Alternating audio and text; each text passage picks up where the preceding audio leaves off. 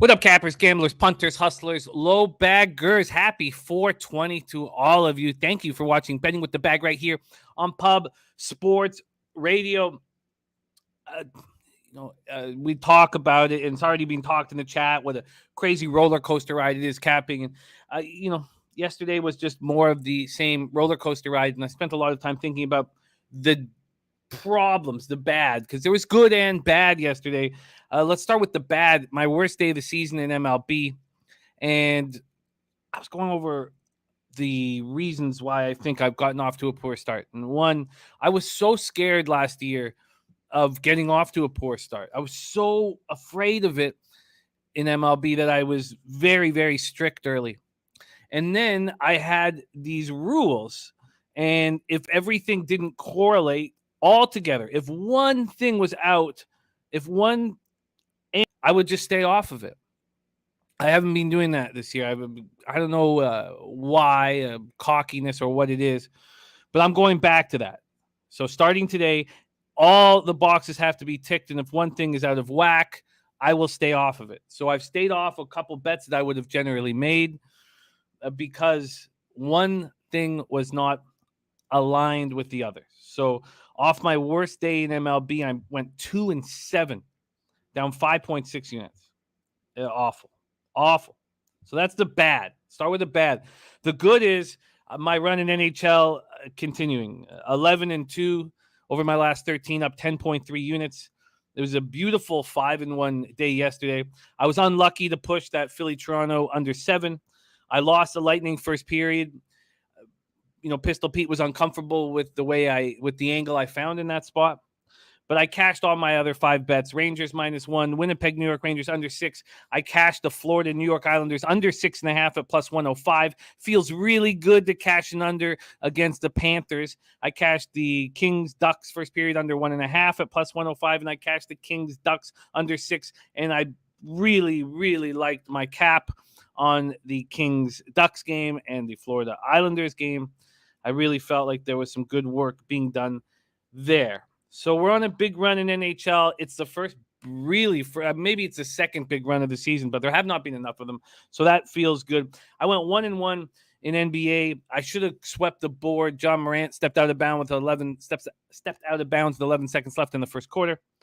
And, Timberwolves got a basket with 1.6 seconds left to lose that bet, but cashed the Hawks first quarter +2.5. And you could say that I was fortunate to get that with a basket with no time left on the clock there to cash that. So, all right, that's what's up. It's 420. I do not partake in 420 before shows because I got to be sharp to get the job done here. So, as usual, it's just sobriety for me. But I'm very happy to be here. Thanks for all of you guys joining us. We got Viper and B. Got up at 6 a.m. to work out as punishment for a struggled night last night. There's NATO World Order, Jedi for Life, 2-4 last night, 3-0 Monday with a roller coaster ride. I know all about that.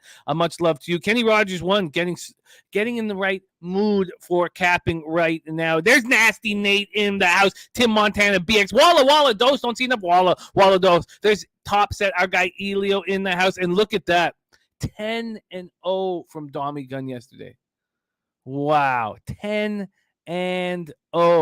Jesus. So Dommy Gun is getting his stuff straight. He's going to be on the show talking MLB shortly. He's just doing some work with his internet and setting up his room where he'll be shooting in. You're going to see more of Dommy Gun. Speaking of first appearances in MLB, Conor Mac on the show today, making his MLB debut. We have Mr. Gogster, Conor Mac, and Darryl Rice on today's show. There's serious business ready to get started.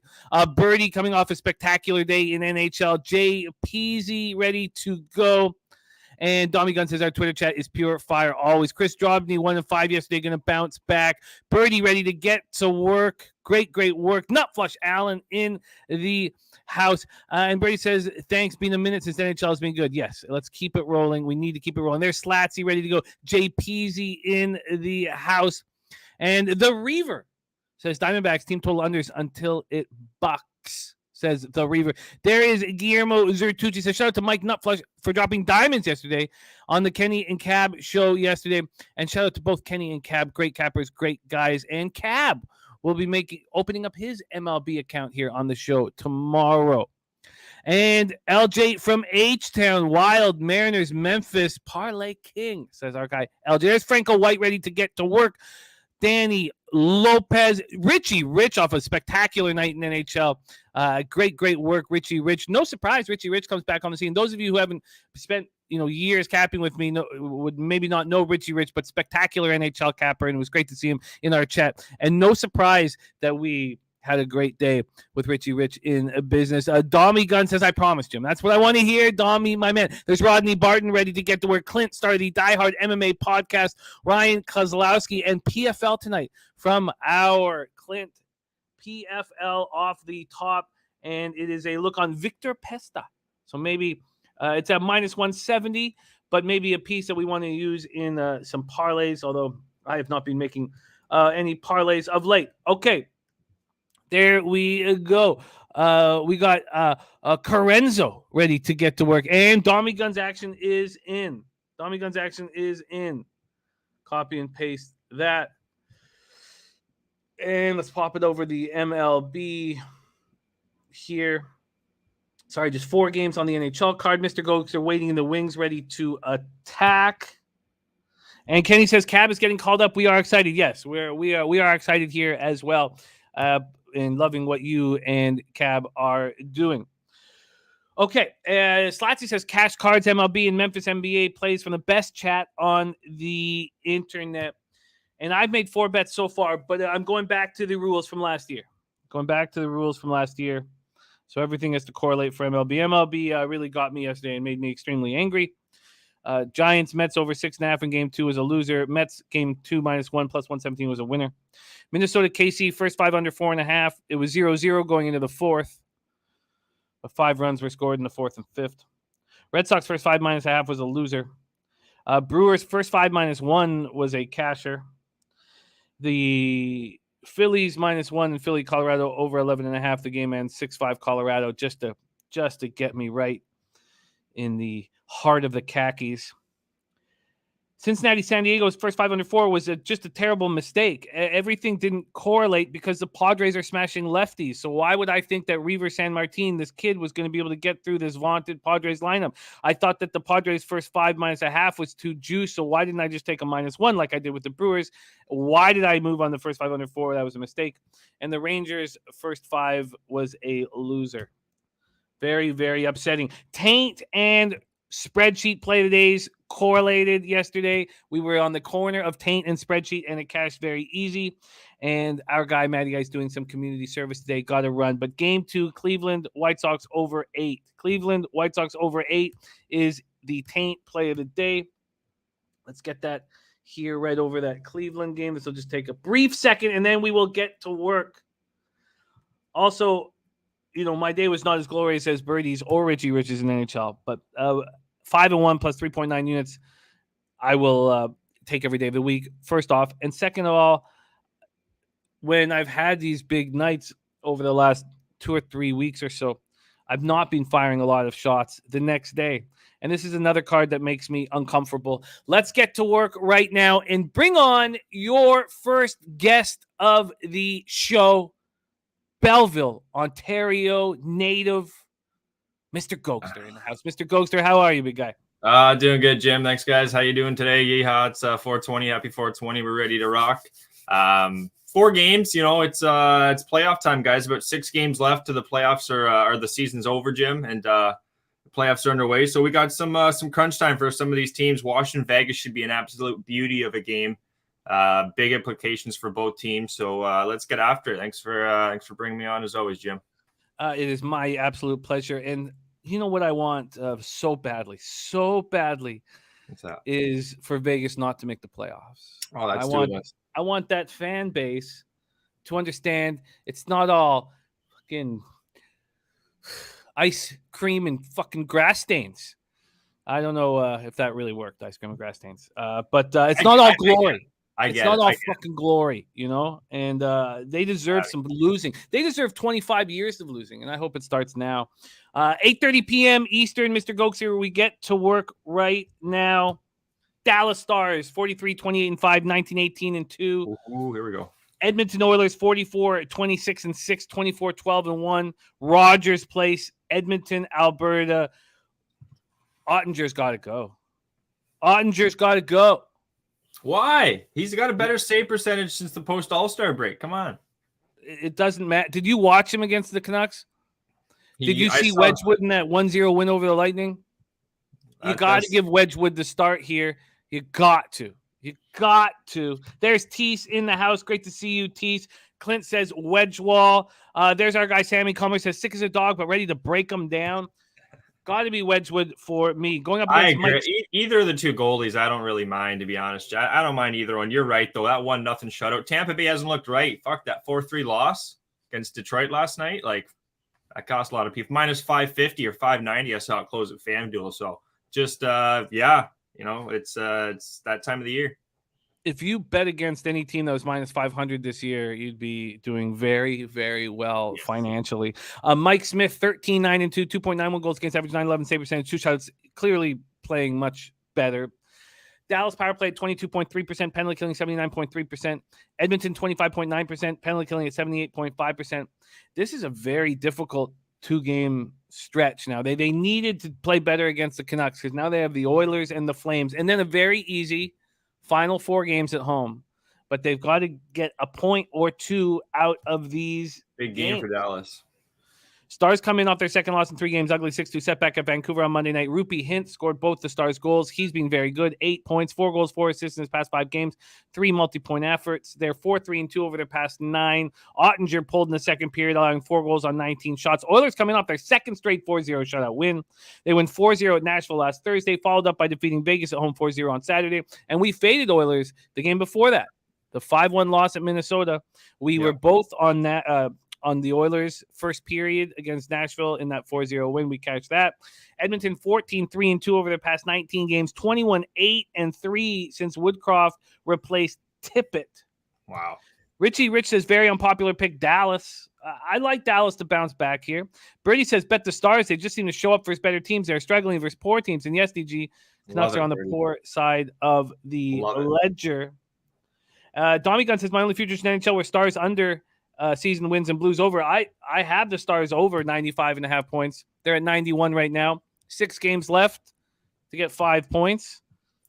I expect them to do that, but I don't know. These are 2 tough games in Alberta. So let's just take a quick look at what the market has done in this spot here.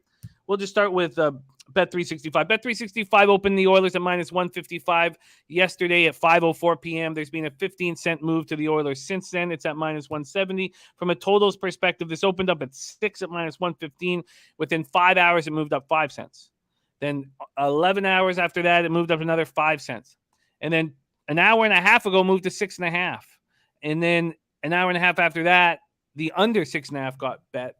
So it's gone from under 6.5 minus 120 to under 6.5 minus 125. Mr. Gogster, take it away. First game on the board, Stars Oilers. Yeah, bud. So this game here, guys, I'm action-packed. This is my game for the card. Ottinger, Jimmy did say he's coming off that being pulled from 4 goals. I think a goalie that's solid coming off a pull like that, I expect a good bounce back from him. But Jimmy said you got Wedgewall there, so either of the 2 goalies should be solid. Just want to bring up what Ottinger's done since the break there. I should have his numbers. I actually don't. Look at that. But Ottinger, I can tell you guys, I believe it was a .914 save percentage, Jim, and it was .91. It was .900 before then. I just expect a bounce back, just like Birdie's saying there. They just seem to show up against better teams. Edmonton, two shutouts, guys, 4-0 and 4-0 over Vegas. They're Nashville and Vegas. They're not shutting out another hockey team, especially a team like Dallas coming off a 6-2 loss. They're 2 points back from Nashville, Jimmy, right now. So this is an important game for them. They don't have to worry about Winnipeg at 81 points. They're 10 points back, but I still think this is an important game for Dallas. Edmonton, though, ever since the addition of Puljujarvi on that first line, they have been firing. I just looked up some stats there, and they like 30%. I think expected goals in the ozone with Puljujarvi on the ice with McDavid and Kane. So they definitely are playing better hockey to Edmonton, but I just think this is a spot for Dallas, guys. I really do. I went 3 ways till Sunday on this one. I'm with the guys in the chat. Wow. I'm taking Dallas first period, full game, and money line. I love the money line. They've played several times in the past too. They've scored 3 goals at least in the last, I believe, 2 or 3 games. Dallas has against Edmonton. Mike Smith too. His numbers since the All-Star break have gone down considerably. 0.886 save percentage, Jimmy, and a 3.45 goals against. And Jake Ottinger was 0.94 and a 2.57. So despite letting 4 goals in last game, I think he's going to have a solid bounce back here. Edmonton is, they're playing good hockey, but I do expect to bounce back here. 3 ways till Sunday. Dallas Stars. Shout out to Tejas, baby. Let's get it. And Slatsy's saying Mike's confirmed. Yeah, Mike's confirmed. And looking at his numbers, and the last time he's played this Dallas team, Jimmy, was all the way back in 17-18. Played them twice, got lit up. That was, who knows what team he was on back then, but he hasn't played this Dallas team in a long time. Look for even Robertson to score a goal, Pavelski to score a goal. I expect Dallas to not fuck around here. All business, NFA. Yeah, I get that. I get it. It's tough with all the stats. And you said 25-8 with the new coach. They've had 2 shutouts in their last 2 games, but I still think, looking at that too. Yeah, Mike had a 39 save performance there against Vegas. Don't look for that to continue. It's Mike Smith, right? Jesus Christ. Take it over. Back-to-back shutouts too from Mike. It's going to end. I think it's going to end. From watching hockey and knowing Mike, I think it's going to end here, Jim. I like it. The future bets are only 2-unit bets for me. What my unit size was at the beginning of the year, so which was 200 in NHL, which dropped to 150 at Christmas. Yeah. So it's I have 400 on the future over 95.5 points, and I'm not going to risk compounding losses here, and I'm just going to cheer for Dallas and nothing more. Cheer for you guys to get that cash. I'm not going to put my own money on it on this game. Dougie is on the under 5.5, so he's cheating it down low for plus lines. That's something that Dougie does a lot. He finds plus lines and he goes to alternate lines to get those plus lines. And I don't mind that, Dougie. I don't mind that. Just looking at what they did, Jim, other than that 6-2 game, it's been 2-1 win against San Jose, 3-2 loss Minnesota, 1-0 win against Tampa. So they've been going under the last few games. So I don't mind that there, Dougie. Yeah, I like it. It interests me quite a bit. But I still think Dallas is going to fucking whoop some ass tonight. Let's go. Well, I will cheer for that. I will cheer for that quite heavy. That is Stars, Oilers. Let's roll on. Next up, and Dommy Gunn talking about VSiN and talking about different cappers that are backing these big favorites. It's not fundamentally sound, and he's using the jump the shark line, which is a line from our past that I love. I love reading. Not a lot of people understand jumping the shark. Nutflush says sorry, Jim. Nutflush says he doesn't trust Dallas, and I get it. Looking at they've scored 2 goals, 1 goal, so they haven't scored as many goals in the last 4 games. But I really expect this to be just the last year. And you could be saying, Gogster, what are you thinking? Coming up 2 shutouts from Mike Smith, but I'm trusting my gut here, Jim. I really am. I will be cheering for you heavy. Let's move on to our next spot on the board, and that is the Chicago Blackhawks. 25, 40, and 11, 13, 19, and 5 on the road. Arizona Coyotes, 22, 49, and 5, 10, 26, and 1 at home. Gila River Arena in Glendale, Arizona. Kevin Lankinen versus Karel Vejmelka. Lankinen's just being atrocious. 5, 14, and 6, 3.66 goals against average, 0.887 save percentage, no shutouts. Vejmelka, 12, 31, and 2, 3.67 goals against average, 0.899 save percentage, 1 shutout. Chicago power play at 20.3%, penalty killing at 75.5%, while Arizona's power play is at 13.8%, penalty killing at 73.2%. The Blackhawks opened up at minus 155 yesterday at 5 o'clock. Within an hour and a half, they were minus 160. And then this morning, they've gone to minus 165. Look, I looked at them. I could understand why someone would want to bet them. But I don't know how I could be that person, how I could trust a team as bad as the Blackhawks, who are actually a little better on the road than they are at home, as this big of a favorite. I just don't know how you could do that, even though Arizona is playing so atrocious. How could you put your money on such a shit hockey team? The total opened up over 6.5 at plus 100, and it's just been taking money. It's now at minus 115. It moved from 110 to minus 115 at 10:29 a.m. this morning at Bet365. There's Brian Watson in the house, and a big happy birthday to Hannah, Kenny Rogers one's girlfriend. Hannah celebrating her birthday today. I love that you are sitting right beside Kenny Rogers one while he is capping this morning. That's you're a lucky man, Kenny Rogers one, to have a girl like that. Treat her incredibly well, because that isn't.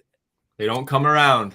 No, to have your girlfriend on her birthday sitting beside you while you cap is a very special thing. Bless. And just give her as much love as possible. All right, so Blackhawks coming off that second straight loss, 5-2 at home versus the Flames on Monday night. The only good thing that happened was Tyler Johnson scored first goal since he went down with a neck injury in October. 1-8-2 over their past 11. Power play's been good enough this year, 20.3%, penalty killing 75.5. Arizona's power play atrocious, 13.8%, 73.2% penalty killing. Vejmelka showed signs at times of being extremely talented, and then overall, those numbers aren't very good, but you could say it's because of the defense in front of them. But back to this Blackhawks team, Kirby Dach out with a shoulder injury, third overall pick in the 2019 draft. He hasn't been very good this year. Kubalik hasn't been very good this year. It's just been DeBrincat and Kane that have really stepped up for this hockey team. And Taves is, we were watching the denouement of Johnny Taves' career. Coyotes are on an ugly losing streak. This is the worst losing streak that I've seen in a long time. They've lost 7 straight. They've allowed at least 5 goals in each of their 7 games. And listen to this. They've been outscored. This is the worst losing streak I've seen in a long, long time. They've been outscored 43-10. Oh, no. In those 7 games. Is this the Tucson Roadrunners, Jimmy, we're talking about? Or I think the Tucson Roadrunners would play with a lot more heart than these Yotes. They clearly miss Clayton Keller, who is their leading scorer. I believe is a broken femur. I mean, he's out for 6 to 8 months. Lawson Krause, Christian Fischer, Jacob Chikrin are all hurt as well. Take it away here, Gogster, Blackhawks, Coyotes. Yeah, you know what? I remember taking San Jose. I think it was against Arizona, Jimmy. We were in San Antonio, and it was an awful pick. They're like a minus 150 on the road. I don't see why you would ever take Chicago at that number. This is 2 dumpster fire teams. They both have nothing to really play for. Arizona, if you ask me, Jimmy, I think they got the better lineup. I could be nuts. Just looking at their lineup here, Galchenyuk, McBain, Louis Eriksson on the third line, Richie, Smith, and Boyd. That's not an awful bottom 3-4 lines. Looking at Chicago, Jim, they got guys from Rockford in there, brother. Other than those first 2 lines that are borderline. And then you got Matthias McKelly here, Braden Hayden, Nick Schmaltz, Andrew Ladd, Jay Beagle, Phil Kessel. They're probably. I expect an Arizona win. It's not on my card, guys, but Vejmelka, we've seen it. They beat my Toronto Maple Leafs too, 2-1, I believe it was. Shut them down. Vejmelka had an unbelievable game that was. So he's looking at the 2 goalies though. Some stats here for you. 0.886 save percentage for Lankinen since the All-Star break. And then you got a 0.893 from Vejmelka, Carl. So they're both pretty bad goalies, but we've seen better things from Vejmelka, in my opinion, than Lankinen. And I don't like the over too. I would think these are 2 bad teams. You don't know what you're gonna get. If you can even get a 7 to minus 125 to the under, I wouldn't mind that. But I think the Arizona money line plus 145. I saw that at Pinnacle. It's a lean right now, Jim. Not official. I might pull the trigger. Just 5-3, 9-1, 7-1, 6-2 losses, and now you get Chicago. This is, and you're a plus 135, 140 dog. I feel like Arizona's the player. I'm not going to pull the trigger, but this game starts at 10 p.m. Eastern, as do the 2 that follow this. And that's prime capping time for me for the following day. And the last thing I want to be doing is watching this fucking bum fight. A shout out to JR. He says today's his girl's birthday as well, and she's right beside him while he caps. I love that, man. I love the fam. Shit so much. Respect. I want nothing to do with this garbage fire. That's 10 p.m. Eastern next up. Washington Capitals at Vegas Golden Knights. It wasn't long ago that this was our Stanley Cup Finals, and it was a great Stanley Cup Finals. It was a great one, won by the Capitals in 6. They won Game 6 it was in Vegas, right? They won Game 6 in Vegas. Yeah, because they went partying in the Bellagio fountain. Yeah, that was a special Stanley Cup run for both of these teams. Capitals 43, 23, and 10. Best road record in the league at 24, 8, and 5. Vegas Golden Knights 41, 31, and 5. 21, 15, and 3 at home at T-Mobile Arena in Las Vegas, Nevada. Ilya Samsonov, and I got Logan Thompson here. And, it's not Robin Lehner's fault, that Devils game.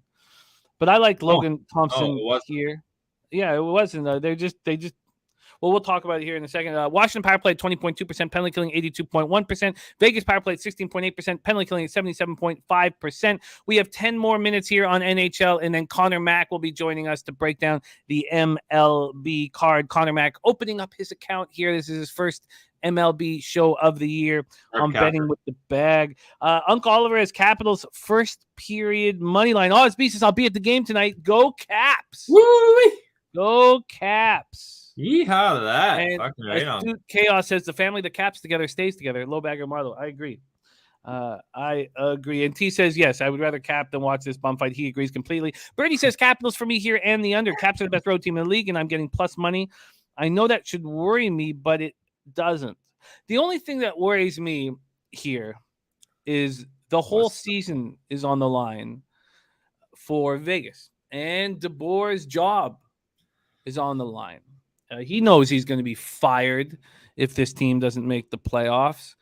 And it's a must win for Vegas. But watching them not step up against the Devils is enough. And the Capitals' road record is enough to say, should I move on the Golden Knights here? 24-8 that road record, 24-8. It's a very, very special record. Richie Rich says it's a bad spot for Washington off that massive win. I agree. It is. They're coming off their second straight win, 3-2 at Colorado on Monday. Ovechkin scored his 48th goal of the season. So he ties the Finnish Flash, Teemu Solani, for the most goals in the season by a player 36 years of age or older. This is the fourth game of a 5-game trip. So they beat the team that's likely to win the President's Cup, President's Trophy at the end of the year. And then they go to Vegas.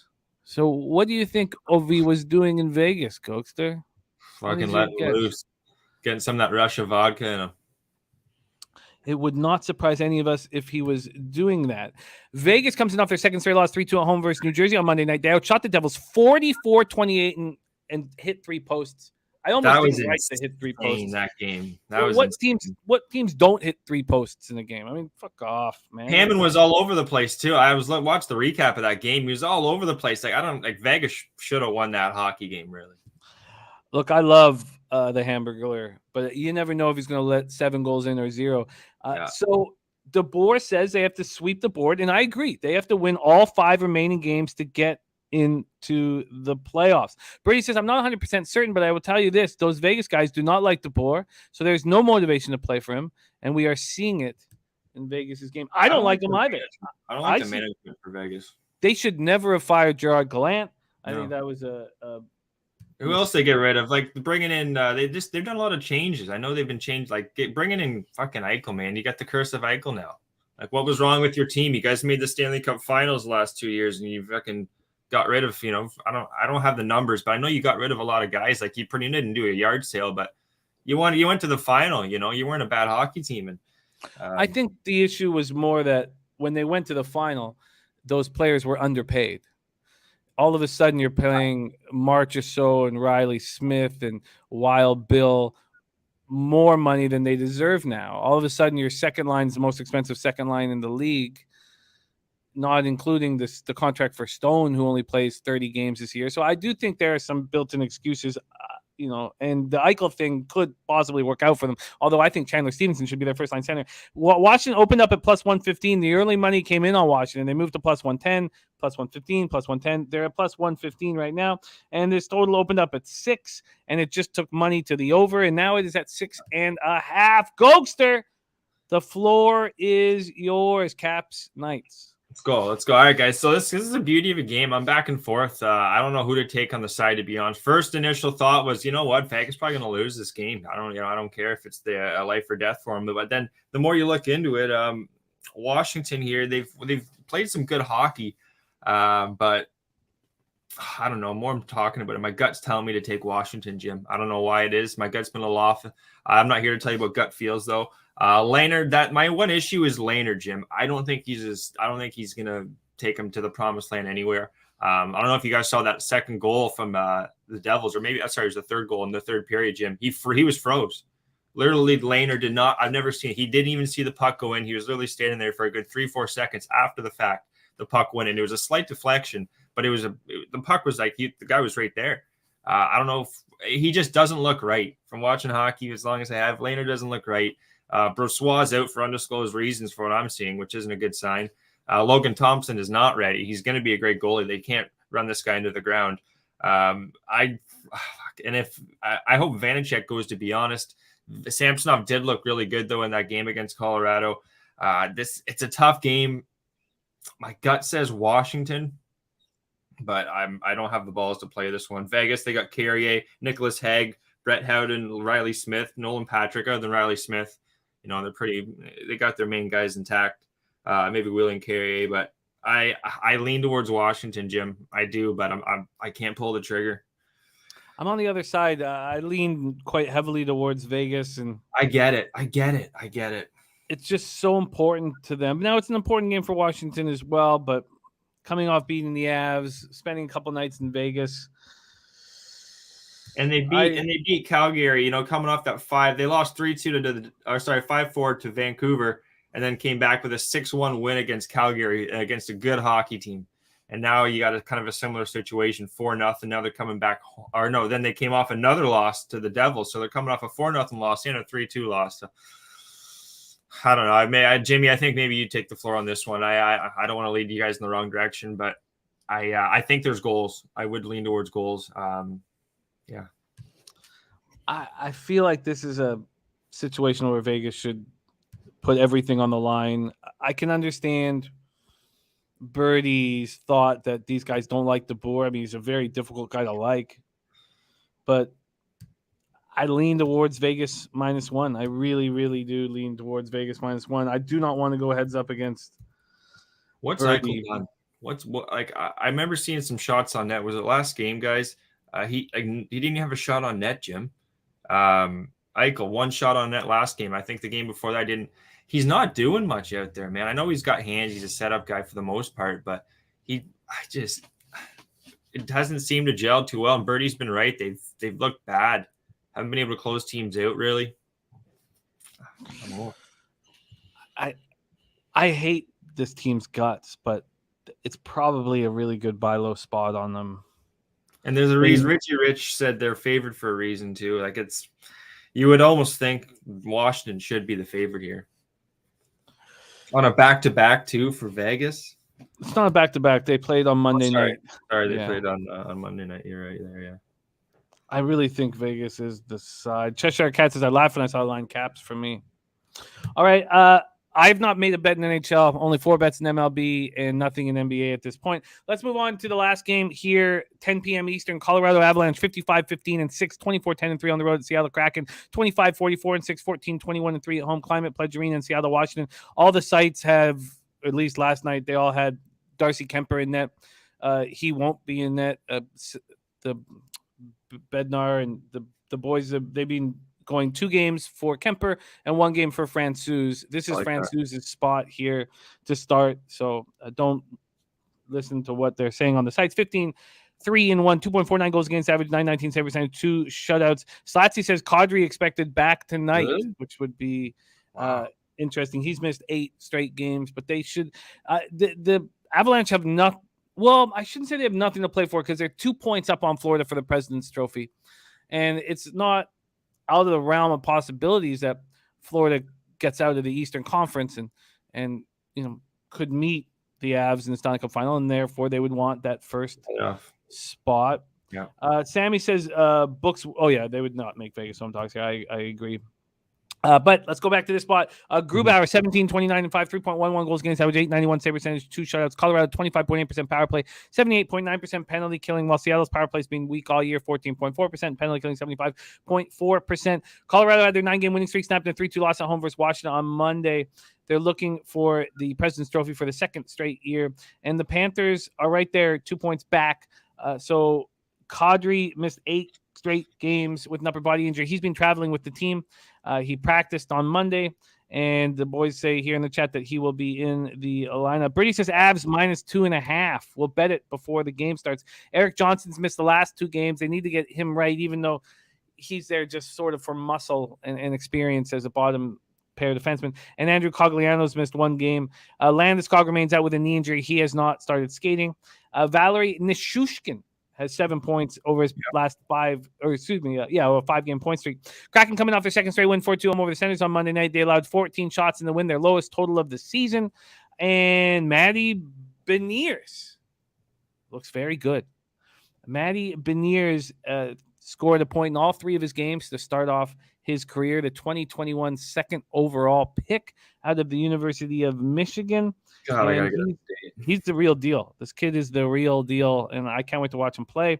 After struggling for 16 power play, they've scored a power play goal in each of their last 2 games. That doesn't mean a ton. Richie Rich says Colorado beat down IC coming. There's Mark Schillingberg in the house. It's great to see you. Joshua Chipman looking at the team total over 4.5. Richie Rich says Seattle off 2 wins back to back. Colorado gets 5 goals here. Team total over 4.5 at +120. Good value. You see LJ H down there, he said, too. Crocodile hasn't won 3 games in a row all year. Wow. So. This is just about being healthy and getting right for the Avs, where I think this game means a lot to Seattle at home. I kind of do, too. In saying that, I'm not rushing to go bet the Kraken, but I'm not interested in Colorado at this price with Seattle playing their best hockey of the year. Colorado opened up at -350. In the first hour and a half, they went to -360 and then dropped 50 cents to -310. So the 50-cent drop is a big one. Then from a total perspective, it's been sitting at 6.5 -115 to the over at Bet365 since it opened up, since the betting opportunity opened up. Take it away. Last game on the board, Avs, Kraken. Chat's kind of back and forth. For the most part, they're saying Colorado there. I see Rodney Barton there talking about Cale Makar there. Just unbelievable. Over 2.5 shots. This guy loves to shoot the puck. Offensive, defensive, great defenseman. In this game here, Jimmy, Darcy there, he's got a .924 save percentage since the All-Star break. He's been money in the bank. Philip Grubauer, .896. I think 896. I think that's something key you want to look at these last few games, guys, is how these goalies have been since the All-Star break. It's tough because you got Grubauer going up against his former team, and you got to know they more than likely know how to beat this guy, especially in practices and whatnot. Colorado's missing some. Jimmy said some players. Is Devon Toews out, Jim? I saw Devon Toews was out, so that could be a bit of an issue. Let me just bring up their last game really quickly. But if they don't have Devon Toews, because I saw that he was possibly out, Jim. But did you see anything on that? I will look it up right now, but keep rolling. Yeah, so Devon Toews, I didn't see him playing the last game, so there's a bit of a key player. I know Jimmy's talked very highly about this guy, so he could be out here. The thing about Seattle is they beat Ottawa and they beat the Devils, guys, too, for the most part, weak hockey teams, losing then to Calgary twice. So I do lean towards, to be honest, Colorado. What's that, Jim? Yeah, you're right. Devon Toews, that was not on my radar. Yeah. I didn't realize. So he won't play on Monday. Yeah, so that's a bit. How do you think that impacts the game really quickly? Well, he's a spectacular defenseman. So you take Johnson out, you take Devon Toews out, and so what's going to happen is you're going to have more Bowen Byram and more Samuel Girard, which will likely lead to probably a little bit more offense and some quicker outlet passes and a little bit more pinching.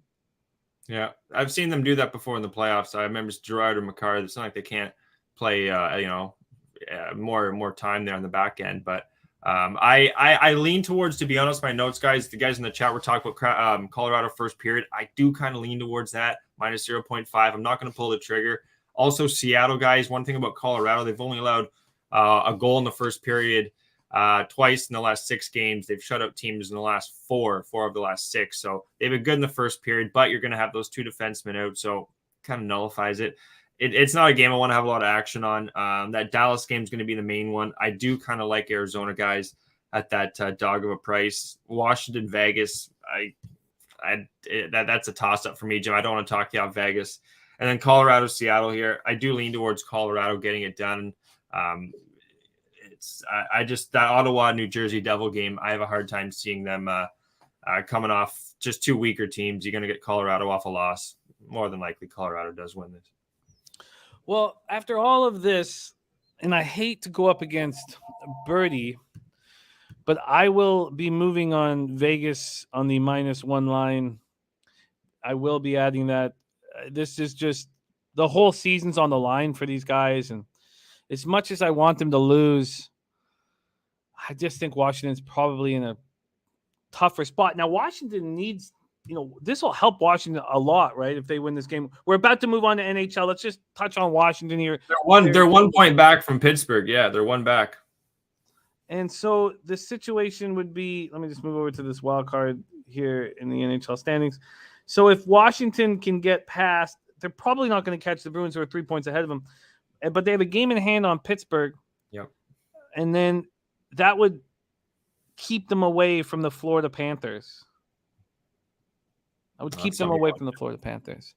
Imagine if it's Capitals Panthers round 1. Ooh, oh shit, man! No. I thought that'd be so much fun. Oh no, for Florida, I think. Slat says with you, Jimmy, reluctantly. Franco White says they have footage of some players saying there's no quit in this room. Yes, I read that stuff too. And I read DeBoer hammering home what needs to be done because he's going to lose his job, and he doesn't want to lose his job. So. Very interesting. Gogster's moved on 3 spots on the Dallas Stars. First period plus 146, money line plus 128, and team total over 2.5 at -121. We're on an 11-2 run plus 10.3 units in NHL, and the only move I will be making is Vegas on the -1 line. Will be my only move. Let's go Dallas. Dennis says, "Why would you want to avoid Florida?" I think they're a really good hockey team. Their offense. What they've been doing without Ekblad too. Yeah. This will be fun. This adds more fun. I don't like going heads up against Birdie, especially after that spectacular day he had. Dennis Garcia said, "I would love to play a team that plays no defense." I get it. That's where I say. For Florida if they get Washington because that's. That's a tough veteran team. That's not going to be easy. Pressure on the Panthers immediately. It'd be so much fun. Yeah. All right, there you have it. That is our NHL card. We move on to MLB. Mr. Gogster, let's get hot late in the year, my friend. I've started to turn my season around. Let's both get hot here to close out the year. Thank you for joining us. Mr. Gogster will be here again tomorrow. And what's the big golf tournament for this week? This week, guys, we got the Zurich Classic. It's a match play event there. So I gave it a 5-pack. One of the top guys I gave out were Horschel and too many tunes here. It's 420, right? Anyways, guys, I gave out some picks there, 5-pack. I got Kirk and Todd. Check it out there, guys, on Twitter, Pub Sports Radio, myself and Connor, who's going to jump on right now. I can't wait. I look forward to the golf every week. I'm going to have some matchup bets. I haven't tweeted those out, guys, so stay tuned for those. Go Stars tonight. You guys like hockey? It's going to get really nitty-gritty right these last few games, so look forward to that for everyone just tuning in to hockey. It's going to get good, as you know, Jimmy. This is when hockey starts getting even better. I'm pumped. There he is, Mr. Gogster. Follow our man on Twitter as well. Always putting out action. And Brian Watson, the wild card doesn't. Only the top 3 teams stay in their division. The 4th and 5th wild card teams. The second wild card team will play the number 1 team in the conference. Doesn't matter if it's in the same division or not. And then so both first seeds in each division play the 2 wild card teams. That's how it works. All right, let's get to work and move on to MLB. I can't wait to cap the card with your next guest opening up his account here for the MLB season. And I love working with him. Please welcome to the show direct from Las Vegas, Nevada, Conor Mac in the house. See, Mac, what's happening? Jimmy, what's up, my guys? Great to be here. Thanks for having me on. But let's get to work. We got, 15 games here? We got 16. Plenty of games. 16. Yes. Well, I'm off. And I'm way off. But shout out to the chat. Thanks for having me on. Let's get to baseball. I've had a couple decent days. On Sunday, Jose and I kind of got our asses whipped. But the last few days have been decent. Hopefully we can keep it rolling here. Well, I got hurt badly last night. And so I'm going exactly back to what gave me success last year. If one thing is, I need all these box ticked. If the boxes aren't all ticked, if one thing's out of line, I'm just going to stay off because I've had last night was my worst night of the year. And so if everything correlates, we attack. Let's get to work. CMAC, first game on the board, 1:40 p.m. Eastern. I would already be on the Brewers first 5 -1. But when I went to the cash flow, and this is something, and I know a lot of people don't care about this, but it worked for me last year. So starting today, I'm going to almost as if, now look, my season is what it is, and it's not good. But I'm going to start fresh today in my head so that MLB doesn't start weighing on my shoulders. We have 9,205 tickets in. I want the Brewers. But 17% of the tickets and 53% of the cash are backing the Pirates and Helen Mitch Keller on the bump. Helen Mitch Keller. And it's not a huge deal to me to stay off spots. It's not a big deal to me. And my quantity of action was way down last year, and I had a good year, and I've got to come back to this. There's J Yim in the house. J Yim, thank you so much for the $20 dono. My God, that gets us rolling. He says, let's get that cash, boys. I love seeing that. That's means a ton to us. Thank you so much, J Yim. Jacob Houston says Brandon Woodruff under 17.5 outs recorded at +120. He hasn't gone more than 5 innings his first 2 starts, hasn't thrown 89 pitches in both starts. Looked him to fade after the 3rd inning. Wow. Love that analysis from Jacob. From a total side, we have 52% of tickets on the under, but just 17% of cash. So they think there's going to be volatility in this game. They think this game is going to move towards the over, and therefore the dog is being bet. And that's going to be enough for me to stay off backing a big favorite. I think it's pretty easy to do that. The Brewers opened up yesterday at Bet365 at 5:04 p.m. -230. At 11 a.m. they moved to -240.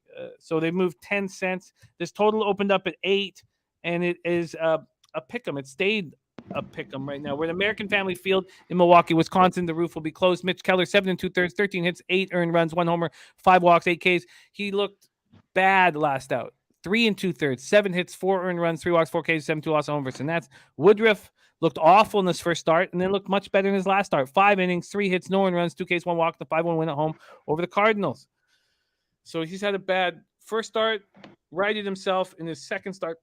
Pirates first righties 249, 691 OPS. Brewers first righties 218, 669 OPS. Pirates bullpen 2.74, ERA 0.99, whip being very good. Same as the Brewers, 2.70, ERA 1.26 whip. Here we go, C-Mac. Your first game.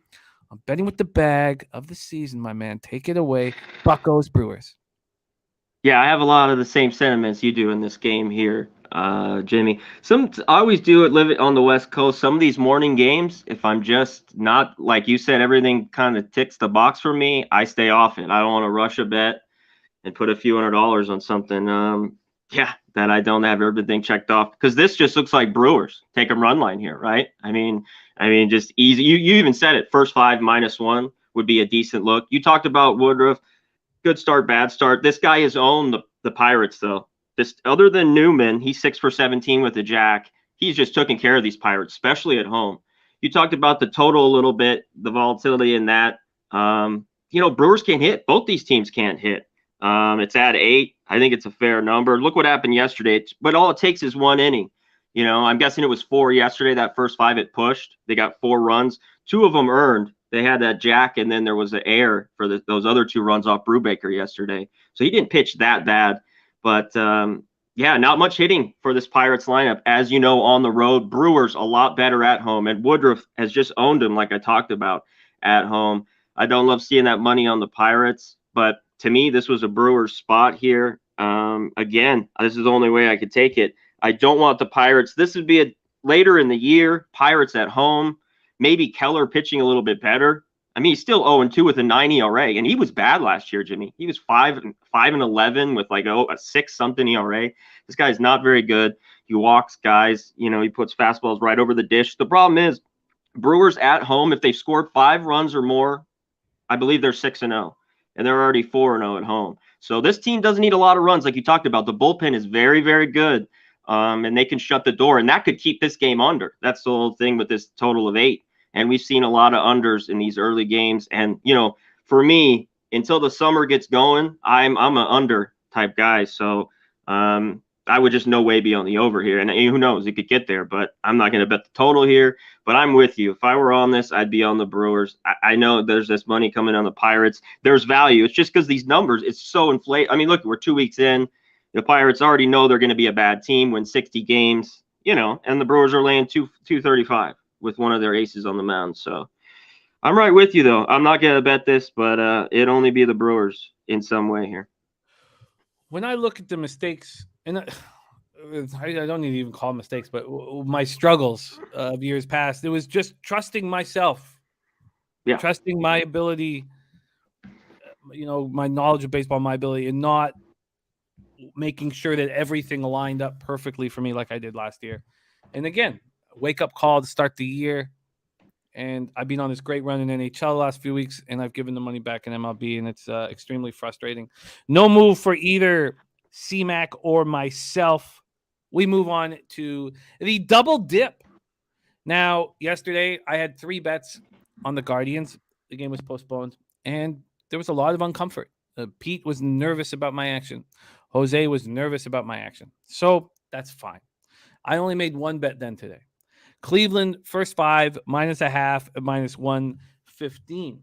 So certain things need to be aligned. We've already talked about, and it's much to the chagrin of some cappers that the money is important to me in baseball, but it worked last year. So let's just go back to what worked. Here, it's not perfect. 68% of the tickets on Cleveland and 64% of the cash. So it's not perfect. 42% of tickets on the over and 70% of cash on that over. When we go over to the line history here in game 1 of this double dip, we have the White Sox opening up at +120. Oh, this is from this morning at 5:22 a.m. So they open up at +120, and they take all the early money.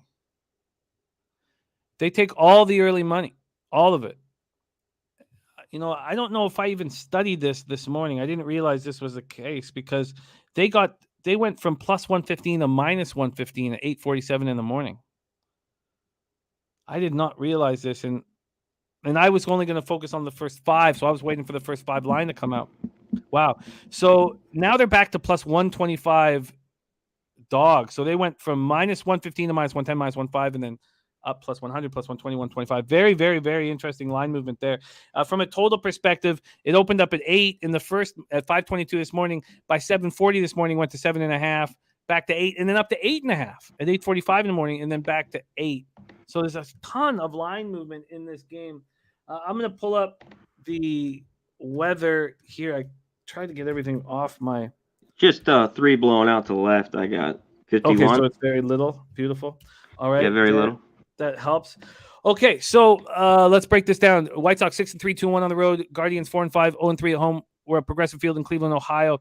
The Guardians yet to win the game at Progressive. Keuchel last start, 5 innings, 6 hits, 3 earned runs, 1 homer, 5 K, 0 walks, and a 6-4 win at home over the Mariners. A Mariners team that can't hit lefties or hasn't been able to so far this year. Bieber 10 innings, 4 hits, 3 earned runs, 0 homers, 9 Ks, 3 walks. I know there's a lot of concern about what Bieber is doing. His last start, 5 1/3, 2 hits, 3 earned runs, 0 homers, 5 Ks, 3 walks, and 10-5 win at the Reds. But the White Sox are hitting 197, 567 OPS versus righties. And I know they have a ton of history against Bieber. Guardians versus lefties, 224, 691 OPS. The White Sox bullpen, 3.79 ERA, 1.4 on whip, hasn't been nearly as good as advertised. And the Guardians bullpen, 4.03 ERA, 1.13 whip. Rob Free says, White Sox don't score the same way in day games. And that's such a big point, Rob, that was talked about last year that has not been discussed this year. And I don't know if this will continue, but that's a good point, Rob. We saw that all year last year. Take it away here, C-Mac, White Sox, Guardians, game 1 of the double dip. Yeah, it just seems like day games and right-handers. This White Sox team's just been different. They were so automatic. I know towards the end of last year, they weren't just automatic against lefties like it was so easy or betting on them early on in the year. So yesterday, you like this. You like the Indians here. I mean, I was looking up some of their numbers off Keuchel. I'm not very big on him. I don't know if I just think he's past his prime. He's going up there throwing all the junk he can get across just to, have a spot in this rotation. So I like the Indians too. I just don't like the number that it's moved on here early. Not a whole lot of power. Rosario's got a homer. Ramirez is 7 for 24. Decent numbers off him. There's worries about Bieber. The first two starts have been okay, better than the spring. And it was tough to take those spring numbers, Jimmy. I mean, just going off, a couple weeks, these guys are going in just throwing 30 pitches, a couple innings, so even the first starts coming back, these guys are maybe just going 3 or 4. So that's another thing with betting baseball right now too, where I got to pump the brakes. Like the other day on Sunday, I had way too many bets. I got to just kind of ease maybe into this a little bit. I still, NHL, NBA is going on, stuff like that. So a game like this, I think the Indians have it. I just don't love the number, now here with Bieber. Like you said, the wind's lightly blowing out. I think they do have a little bit of advantage, but White Sox, still have that lineup. I know they're not the same of the day, and but they can still hit righties at times. And those splits so far this year, it's early on. I'll use these early numbers. It's kind of like early with Bieber. They don't hit lefties, 224. They've hit righties well, 295 with some power. Have the Indians, so which I think they'll get a few off Keuchel. I don't mind maybe, I guess, a first 5. Indians, half a run. I'd look at it a little bit. Was a lean here for me in this one. But this is one I'm staying off here. Well, let's bring in the host of Say Hey Plays, who's off to a spectacular start to the season. His Say Hey Play involves Game 1, White Sox Guardians. Please welcome to the show, Jose Bouquet. Hello, gentlemen. Hello, Connor. Nice to see you again. I'm getting my ass kicked this week. My heater has officially ended. And Jim, as you know, for observing me for a while, I'm the most streaky capper alive. So I am looking to halt this cold streak. And I'm afraid that I'm going against a lot of people here, which does not make me feel great about myself. I took the first 5 over 4 here at -115. Basically, I'm fading Keuchel here as well, and any runs that I get from Bieber is a consolation prize for me here. Obviously, like you guys said, Guardians 13th right now against left-handed hitting. Small sample size, whatever, but it is what it is. I'll see what we can do there. And the main thing is here is if I think that Bieber or I think Keuchel can get touch for 2-3 runs, say per se, I think that Bieber will also get hit here. I mean, I'm on the can't bet on Bieber train right now. Fastball velocity's down. All of his spin rates are down. And I don't think this is a sticky stuff thing either. I think this is just kind of coming back off his injury. So I don't think he's 100% there yet. So I think any numbers that I can get from him right now, I will take from this White Sox offense, which I admittedly like, and just look at his stats, pitch usage wise as well. There's been a whole revolution now with this last. I guess it's not a revolution, but this whole year everyone's starting to use their sliders more than their fastballs. Fastballs are actually like fastball usage, I should say, have dropped across the league to a little under 50%. It used to be like 52 something. Now it's around 48. And sliders are starting to increase more, so everyone's starting to do that. And Shane Bieber's slider has gotten significantly worse since 2020. I mean, if you look at his baseball savant page, it was 4.5 inches above average, and now it's -1.5 inches below average. So that's a concern. That's an obvious concern. I think it's a concern, real quick, Jose. But I mean, he's still off injury. I'd wait till he's maybe fully healthy. But I agree. I mean, I saw that looking at those as well. So it could definitely be a concern. Go ahead. My bad. No, you're good. And it's like I said, you said it too. It could absolutely be him coming back off his injury. We'll see. But that's why I'm saying if I get literally just 1-2 runs off of Shane Bieber, I'll be pretty satisfied because I think Dallas Keuchel can give up 3 on his own. On a relatively hot Guardians offense, they've cooled down as of late, but we all are here to fade Dallas Keuchel. I understand he had a good start out last time, but I don't think he's a good pitcher anymore either. I think that all makes sense. In fact, you got Elio back in. He was trying to stay off this game. He says, damn it, I like what Jose is saying, and I'm backing it.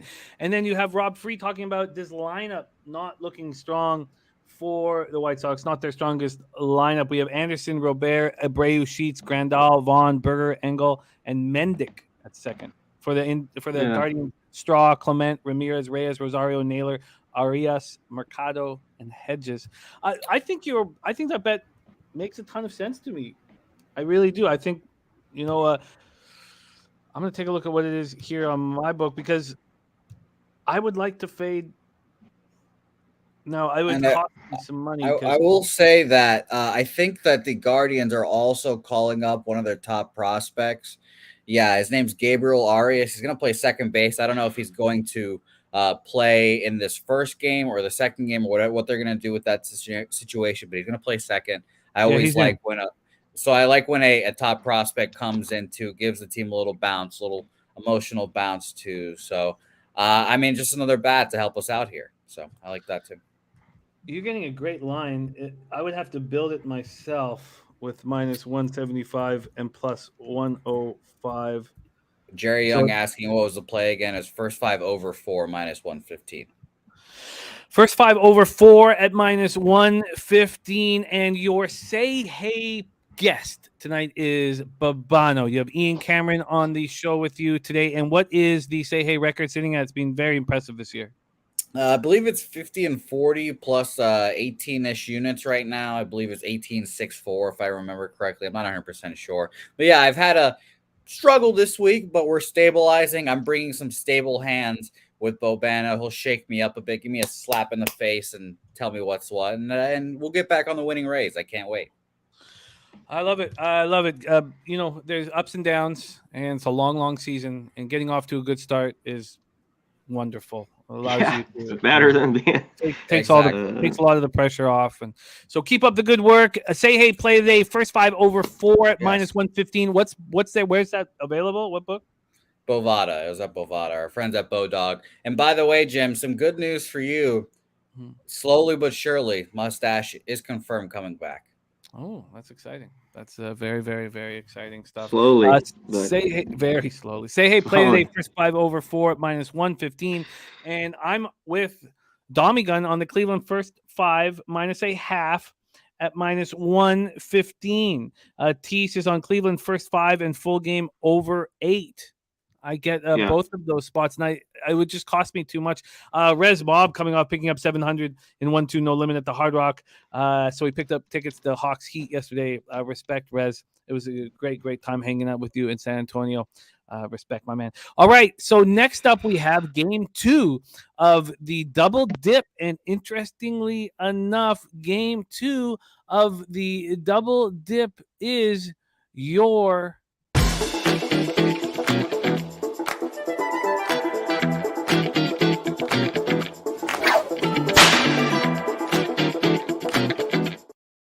Taint play today is the over 8. Over 8, coming off a great start to the season as well for Taint. Let's talk about game 2.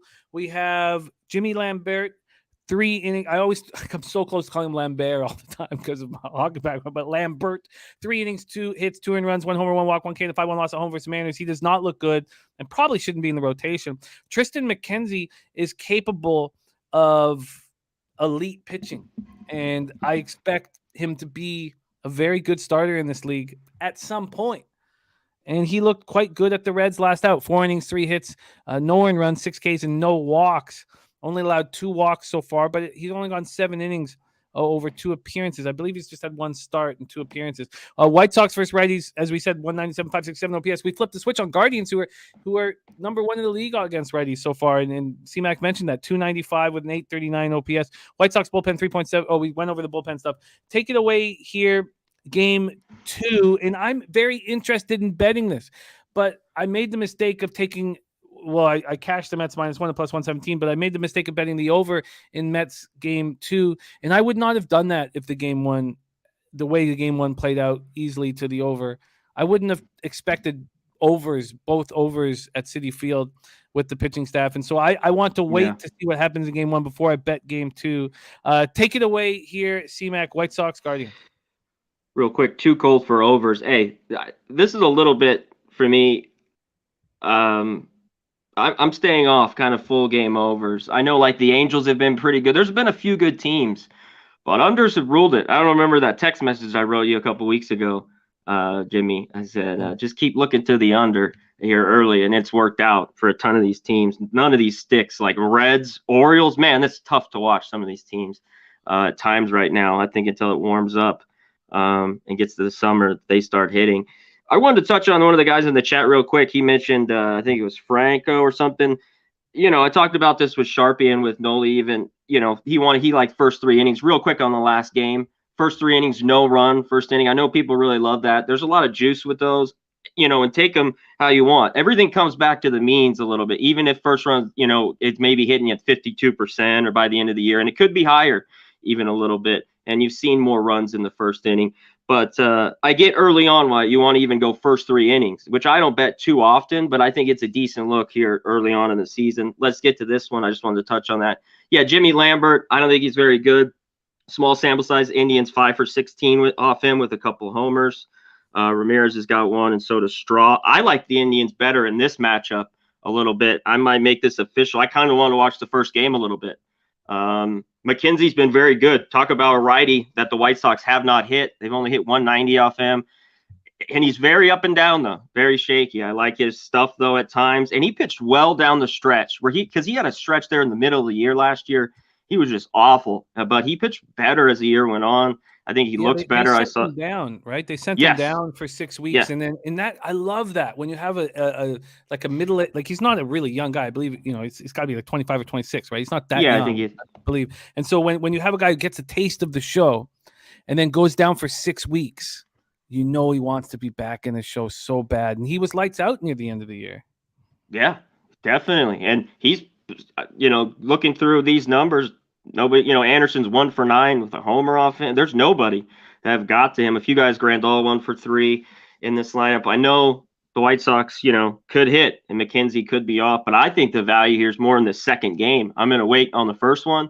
Let's just see how it plays out. But I like the Indians a little bit better here if I was going to take them. I know the line's not big. I was maybe looking first 5, half. I don't know how I want to play it, but this is where I'm kind of zeroing in here in this one. Here, did you look? Were you going to play in this one at all, Jimmy? I want in. I would like to fade Lambert. And one very interesting thing here is that the wind changes drastically at 6 p.m. A little bit, yeah. I see it. 11.4 miles per hour out to left center. So as C-Mac said, the middling wind in that first game, it opens at 5.1, and then it's just all over the map, 1.7, and then 3.8, and it's switching directions all the time. At first pitch, it's warmer than the early game. At first pitch at 6 p.m., it's 57 Fahrenheit. So it's actually warmer than first pitch at 2 p.m. And all of a sudden, the wind's 11.4 miles per hour blowing out. So, wow. Yeah, so maybe so I would like in. I would like in with Cleveland, maybe a team total over, or stick with the full game over. And then were you looking at Cleveland first 3 just to focus on fading Lambert early? I don't know yet. I'm not sure here. I am going to, like I said, wait. I have the over 3.5, the team total right around -140. I'm sure the 4.5 would be +120 or something like that. What do you have on the team total? Let's check that out, because then the idea would be just to build the 4 yourself. Yeah. If that was the case. I have over 3.5 at -130. Over 4.5 at +135. I want to bet that, man. I want to bet that. But I think I should wait. T says, great look, Jimmy, Cleveland team total over. I want to bet that. That 4 is at plus money, slightly plus money. No vig. I want to bet that. The wind changes. The White Sox are smashing righties. God. Okay. The Guardians. And sorry, I keep saying the Indians. It's going to take me time here. No, I mean, that's just so ingrained in your mind your whole life, and so. And everyone saying that's a great look. Okay, so I'm very, very interested there. Nasty Nate talking about Dom putting together a little low bag meetup at Foxwoods. Also, DX Filer Gamblestein is always playing poker there too. He's a guy I want to meet so badly. So we should all put a big trip together for Foxwoods. Okay, so Oh yeah, that'd be the shit. Yeah, I'd love to yeah, go I there. love that. And we're talking about Atlantic City. So and those of you on the East Coast know that we're setting up a big trip for the East Coast for all of our guys out east soon. Okay, let's move on.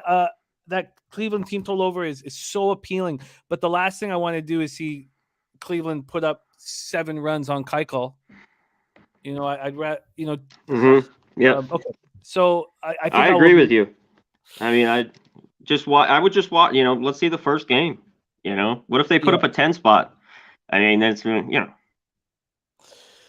All right, let's move on to 3:10 p.m. Eastern. Atlanta Braves 5-7, 2-3 on the road at LA Dodgers 8-2, 5-0 at home. Dodger Stadium, Los Angeles, California. And listen, if any of you guys ever want to put together meetups that you know, just like you're going to some casino and you're like, hey, let's see whatever. We would love to support that.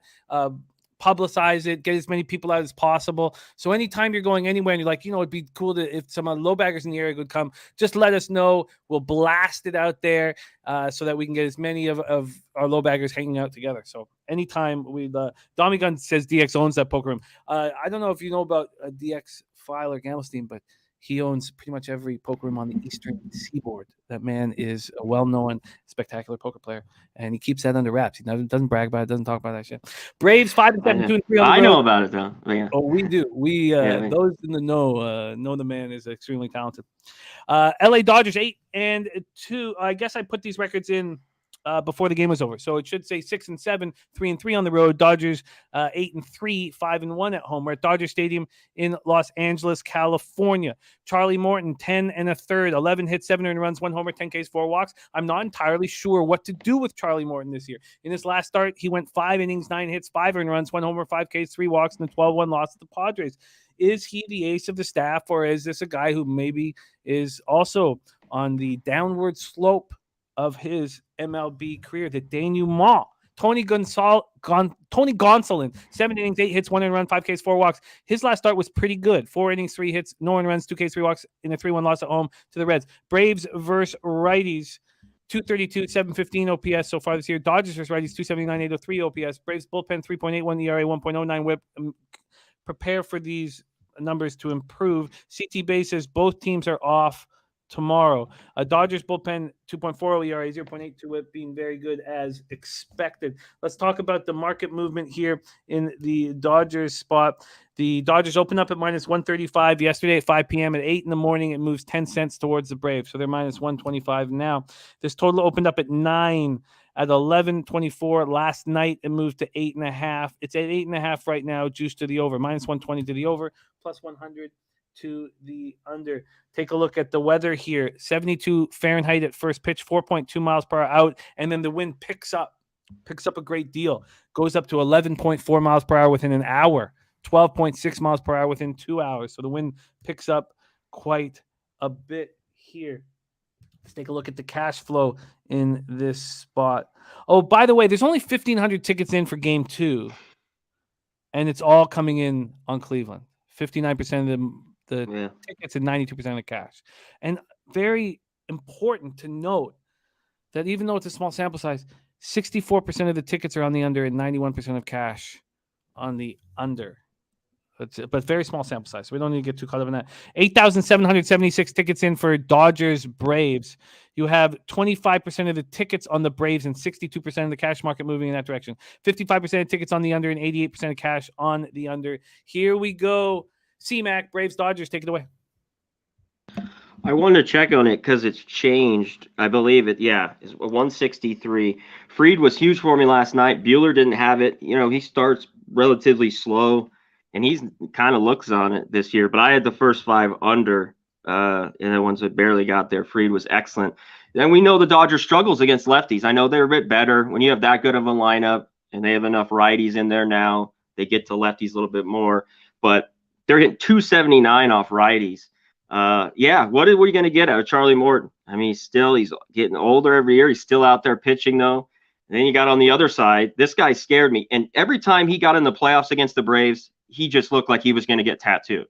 The last 2 years with Gonsolin out there, the Catman, man, he just looked like the Braves owned him. I know this number's come down. A day game, I know it was a late night game. It come back to a day game. That's what kept me off it. I like the over a little bit, but this is where I'm going to check myself a little bit on just making these overs. They haven't worked out for me, a few of them early on in the year. But I think both teams could get it going here. A day game at Chavez Ravine. I think we could get some hitting here. And I like the Dodgers. I don't know if I'm about to make it official here. I like the Dodgers. I think I might even go run line. There's going to be rare times when I take them with you're going to get plus money like this. I know it's moved. The money's moved to the Braves. I don't blame it. They just came off a win. You just got them with a good plus money there. But I like the Dodgers to bounce back here. I think off a righty, they get some runs, and I'm willing to take the run line here. It's around plus 150, I think. So I'm looking at that here. Freddie Freeman hitting 500 against Yes. Morton. Look at some of these numbers, a few of them. Justin Turner 410 at bats, so 4 for 10, and Freeman 6 for 12. Mookie Betts hitting 292 and 24 at bats.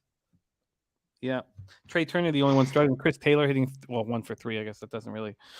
Wow, very, very interesting. So again, I'm gonna stay off of it just because I'm gonna try to see how I do for a little while where everything correlates.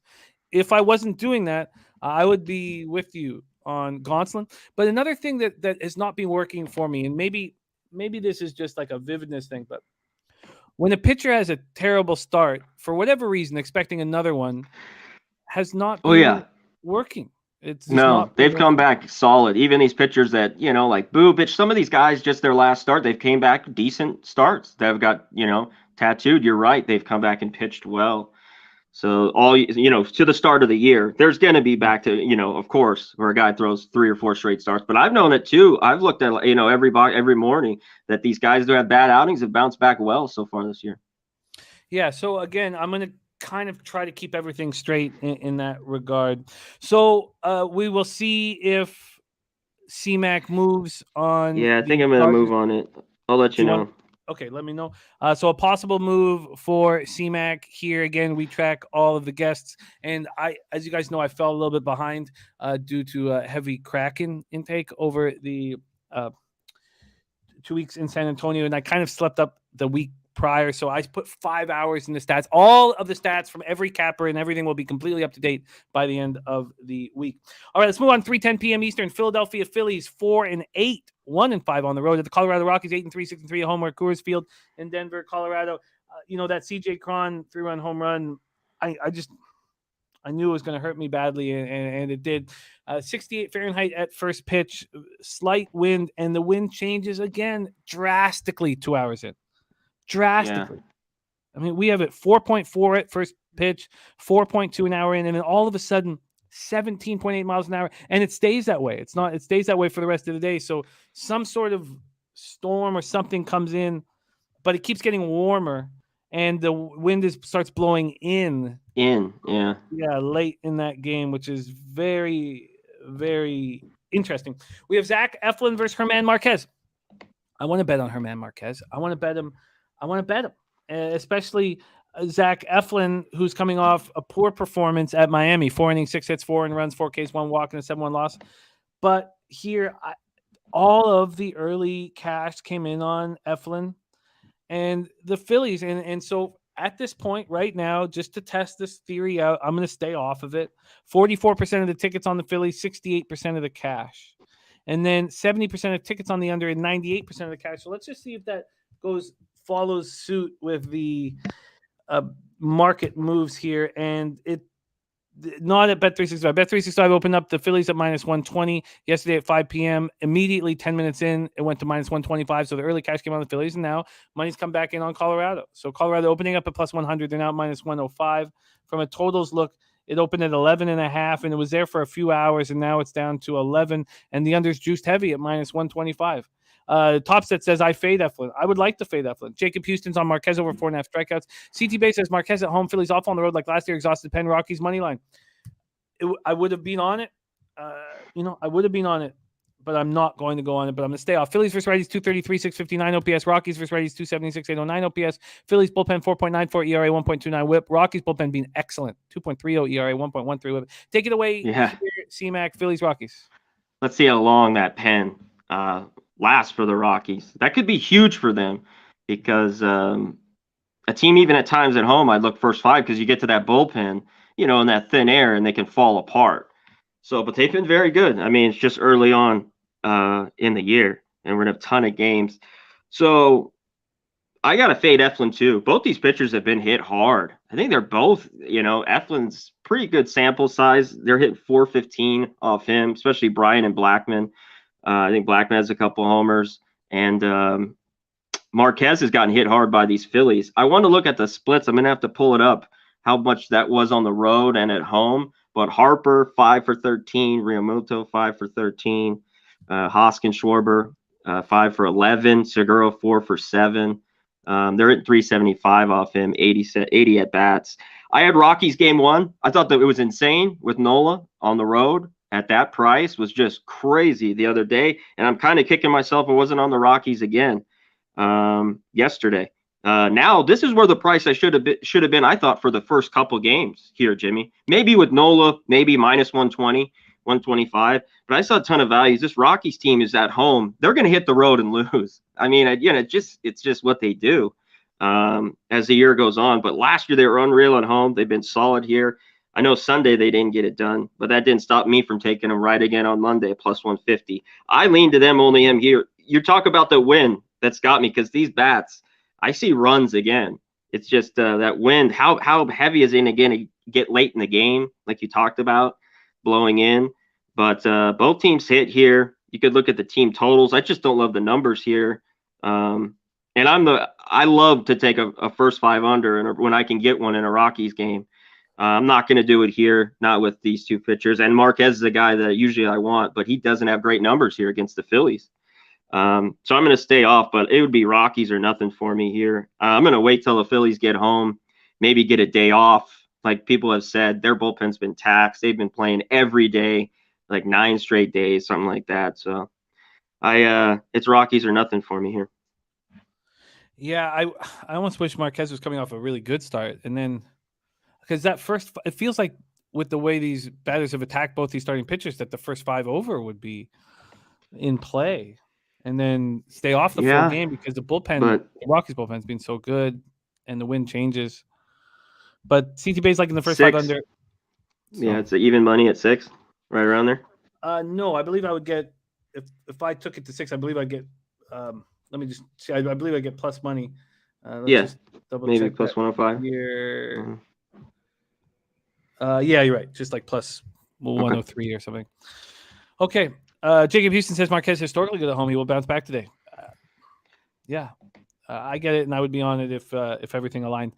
All right, so no move for either of us. Let's move to 4:10 p.m. Eastern. Cincinnati Reds 2-9, 2-7 on the road at San Diego Padres 7-5, 3-2 at home at Petco Park in San Diego, California. We'll start with the weather here. First pitch 67 Fahrenheit, 10.1 mile per hour. Stays around 10 the whole time. It's slightly out. It's left to right across the diamond, slightly out, but then it goes straight across the diamond by the end of it. So should help the pitchers and not move towards offense. We have Vladimir Gutierrez going up against Mackenzie Gore. So let's take a look at the market moves in this one here in San Diego. And there's been a big one in this game. Huge move. This is one of the biggest moves we've seen, certainly so far, the biggest move. The Padres opened up yesterday at minus 165 at 5:04 p.m., and they just take money. Minus 170, minus 175, minus 180, minus 185, minus 200. At 11, about an hour and a half ago, they moved to minus 210. So we have a 45-cent move towards the San Diego Padres. This total opens up at 8.5, slightly juiced to the over. It's now slightly juiced to the under, but still at 8.5. We go over to the money. What we should expect is all the money to be on San Diego, and that's not the case. All the tickets are. 76% of the tickets are on San Diego, but just 51% of the cash. Interesting. 74% of tickets and 70% of cash is on the under. Gutierrez last out looked pretty good in a 3-1 loss at the Dodgers. 4 innings, 5 hits, 3 earned runs. I guess maybe it's not that good, but you know what the Dodgers do against righties. So 3 earned runs, 3 Ks, 3 walks. So maybe not that good, but held his own, kept them in the game. And Mackenzie Gore has had 1 start. It was at home versus Atlanta. 5 in the third. He went 3 hits, 2 earned runs, 1 homer, 2 walks, 3 Ks, in a 5-2 loss. The Reds aren't hitting lefties at all. 183, 547, but the Padres aren't hitting righties. 221, 627 OPS. Reds bullpen 4.24 ERA, 1.35 WHIP, while the Padres bullpen 3.95 ERA, 1.20 WHIP. Reds have started the year 2-9. Take it away here, C-Mac, Reds, Padres. Yeah, this is a difficult one. Padres have won the last few. It is a day game here. Obviously, Gore's a big prospect for them. I've looked at it. He had a decent start. The Reds, you talked about it, can't hit lefties right now. This is hard to watch, this baseball team. When are they going to break out? I'd love to take them. I didn't take them yesterday. I haven't took them. I took them that one game on Sunday with Jose, the plus half versus the Dodgers, and the Dodgers put up a 7 spot in the 4th inning, and that ended that. So I don't know when the Reds. I think I want to see it a little bit more. A little inflated price here for the Padres, who haven't ripped it lately. They got all right numbers against Gutierrez, small sample size. I think Cronenworth and maybe Myers are 2 for 5 with a homer. I like the under here. I don't know if I want to go first 5 or full game in this one, because with the starters, I think just even with the day game at Petco Park, I still want this under 8.5. So I'm leaning that way in this one. Yeah, I get the lean. There's been a 10-cent move towards the full game under. Both bullpens have been decent. And the Reds bullpen got off to such a horrible start last year, but not this year. So I get that.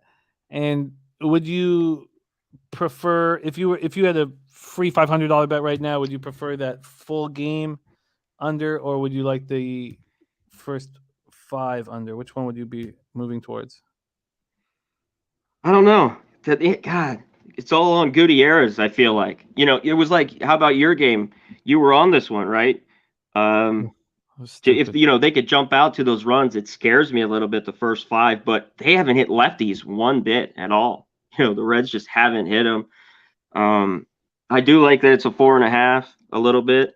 I just wanted to feel these pens. I really still don't trust the Reds, and they haven't been unbelievable. But yeah, I like the under. I don't know which one I like more here. I'm going to think about it, but I like the under in this game. I just don't want to go first 5 or full game here. Okay, so we will go over everything and see what additions we will make. Okay, so let's move on to the next spot on the board, and that takes us to the friendly confines of Oakland Coliseum. Let's see what the weather is in Oakland for Orioles A's. We have first pitch 64 Fahrenheit, 13.6 miles per hour to left center, and it stays that way. It's a huge outfield, and the wind swirls, so it's not as big of a deal. By the way, Dan Kelly in the house, Bruce Brown to get less than 14.5 points, and Brooklyn to win at plus 520 for Dan Kelly. Okay, so let's move on. Lyles versus Dalton Jeffries. Jordan Lyles, 10 1/3, 13 hits, 6 earned runs, 1 homer, 6 Ks, 5 walks. In his last start, he went 5 1/3, 6 hits, 1 earned run, 4 Ks, 2 walks, and a 2-1 extra inning win at home versus the Yankees. And I just despise Lyles. My eye test, I'm like, this guy's terrible. And he seems to go from good start to bad start to good start to bad start. I know this. I never want to back him, but I'm hesitant to fade him. Jacob Houston's not. He says Jordan Lyles under 17.5 outs at minus 105. Hasn't gone 6 innings this year. Oh, shit. That's more than my bad. That's more. Over 14.5 points. And Brooklyn wins at plus 520. Thank you, Ryan. My bad. So Dalton Jeffries, 9 1/3, 9 hits, 2 earned runs, 4 Ks, 3 walks, 1 home run. I expected him to be good in that last start against the Jays, and he was good enough. 4 1/3, 7 hits, 2 earned runs, 2 Ks, 1 walk, 1 homer, and a 4-1 loss at the Jays. Orioles versus righties, 196, 588 OPS. They're not hitting him. A's versus righties, 208, 625 OPS. Orioles bullpen, 2.66 ERA, 1.13 WHIP. Being the big surprise of the season so far is this Orioles bullpen being so good, and the A's bullpen. The A's just keep doing it. It doesn't matter what stars leave. They just seem to put together good baseball teams. 2.89 goals against average, 1.39 save percentage. Let's start with the market moves here in the line history of this A's game. Where is it? Here we go. So there's been a huge move towards Lyles. And I my first instinct is always to fade Lyles. And the first thing I did was trying to get everything to line up and correlate. The Orioles open up at plus 110. They've moved to minus 105. They're now at minus 105 plus 110 to minus 105. And you go over to the cash, and it was, at least this morning, all backing Lyles. We have Lyles. 15% of the tickets are on the Orioles and 47% of the cash. So big bets have come in on Baltimore. Then you have 76% of tickets on the under and 81% of cash. A lot of love for that under. It opened under 8, was plus 100. It's now minus 115 for the under 8. So, wow. A lot of moves towards an impressive pitching performance by both Dalton Jeffries and Jordan Lyles against these teams that aren't hitting and these bullpens that are pitching well. And that makes sense to me. Except I hate Lyles. Take it away here, C-Mac, Orioles, A's. Yeah, CTV's Orioles trying to break their losing streak on the road. I thought last night was the night off a lefty in Irvin. They got one run. That was painful to watch, Jimmy. The men they had on base last night. Oh, man, in the 5th, the 6th, the 7th, they had 2 guys on with no outs or 1 out and couldn't get anything across. It was sickening to watch. And the Orioles, yeah, someone wrote in the chat, I forget, sorry if I didn't back it, like one of these Orioles games going to go over, but they just keep going under, man. This team has just been money under. A's have been decent. They had some overs to start out with. Dalton Jeffries, I don't know what to make of him. He was decent last year. I think, what did he go, 5-1 for the innings he did? His last start, he went 4 and something against the Jays. I'm a fade Lyles guy too. A couple guys are decent. Andrews and Murphy have hit him a little bit. This is tough for me after last night. I got to think the Orioles break the bats out one of these days. Is he here today? I want off this game until I see some more stuff. And yeah, could today be the day where there's runs? 2 unders in this one already in this series. So I'm going to stay off here. Tough one. I'd like to take the Orioles. I just can't trust them right now. What's keeping you off the under? Lyles? Yeah.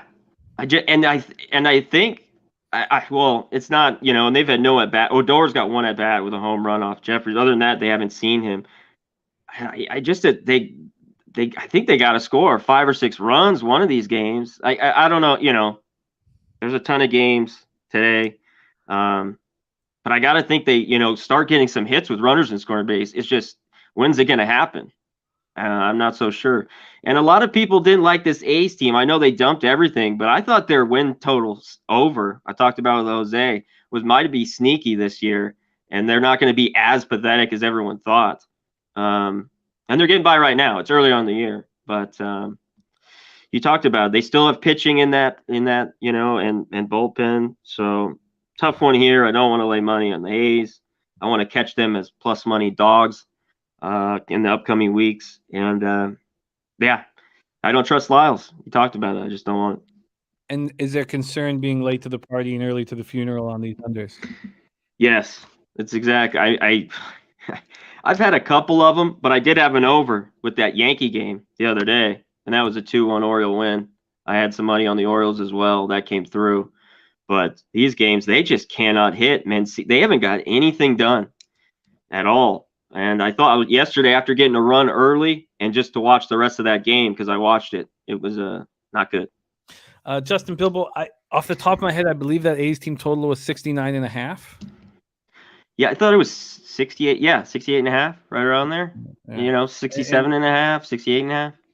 I think I was looking at a 69.5 because I knew that Jose was on it, and I was staring at it, and I didn't move. The only total I ended up moving on was the Giants, which doesn't look good early, but I think everything will be fine. All right, so I think that the under is in play here. I think I like Dalton Jeffries. I love what he did in Toronto. I mean, it was packed, and Toronto's raking, and he stymied them enough. 2 earned runs. He got the out. He's decent. Got a good change. Yeah. And then Lyles is coming off an impressive performance against the Yankees, and he's clearly being bet. And everything, as I said, my only issue was Lyles, but he had the bad first start. Is he going to switch good start to bad start, good start to bad start? I think that everything is sort of lining up for the under here, and this would be possibly my first edition. And I'm leaning towards it here. Let's move on to 6:40 p.m. Eastern. Los Angeles Angels 6-5, 3-2 on the road at Houston Astros, 6-4-1 at home. We're at Minute Maid Park in Houston, Texas. So let's find out whether there will be. Maybe Jose can tell us what the weather. I know he's in San Antonio, but if he expects this roof to be. Let me just go. I'll look this up here in a second. I won't waste our time here doing that. Shohei Ohtani, he's gone 8 1/3 so far this year. 10 hits, 7 earned runs, 1 homer, 14 Ks, 3 walks. His last start was ugly. It was at Texas. He went 3 2/3, 6 hits, 6 earned runs, 1 homer, 5 Ks, 2 walks. Jake Odorizzi, it was one of the worst bets I've made of the year. Backing him at Seattle, it was just a disgrace. 4 1/3, 8 hits, 4 earned runs, 1 K, 3 walks. It was this Mariners home opener. This vivid the biases that we have. I always lose on Astros overs because I have this idea that they rake and they don't really, and then I have this idea that they smash lefties and they haven't done that at all this year. They're a little better versus righties, 225, 724 OPS. Angels rating 268, 08 OPS versus righties. Angels bullpen 4.58 ERA, 1.17 WHIP, and Jose bet it at 67.5. So sorry, I think that total. I think you guys are right. 67.5, 68.5 for the A's, not 69.5. That was my bad. And then Astros bullpen 2.98 ERA, 1.28 WHIP. Okay, let's take a quick look at the market movement here in this spot in Houston. Sorry, let me pull this up. Here we go. And we have a very interesting line movement here. Wild stuff. So it opens yesterday at 5:04 p.m. with the Angels as minus 125 favorites. Within 10 minutes, it's minus 140. So a 15-cent move immediately to the Angels. And then within 40 minutes, it gets up to minus 150.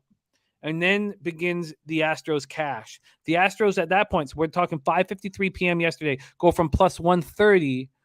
And now, as of an hour ago, are minus 105. So wild movement there. From a total perspective, it opened up at 8.5. It kind of went from minus 110 to minus 115, minus 110, minus 115. And then over the last couple hours, it's gone from minus 115 to minus 120 on the over. So it's juiced to the over. And cash-wise in this spot, 51% of the tickets are on Houston, but 79% of the cash. So expecting Odorizzi bounce back, some real issues with Ohtani, I guess. And then 64% of tickets, 63% of cash on the over. Take it away here, C-Mac. We have an interesting one with Angels Astros.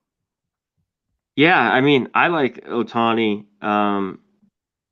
Well, he bounced back. The Astros have hit him pretty well throughout his career. 71 at bats. They're hitting 268. A few guys are decent. Bregman 4 for 9, and Brantley. A few guys had some decent numbers. I think Odorizzi pitches a little bit better. I know Angels overs have been money. I've been on one of them. I have not been on a ton of these. It's one thing with Ohtani, is he going to throw a gem? He takes his pitching super serious. I just don't like him early. I want to get once he's looking good and feeling it. Tough one here. I don't want the only thing is the price with the Angels. I don't want them here with Ohtani at minus 120.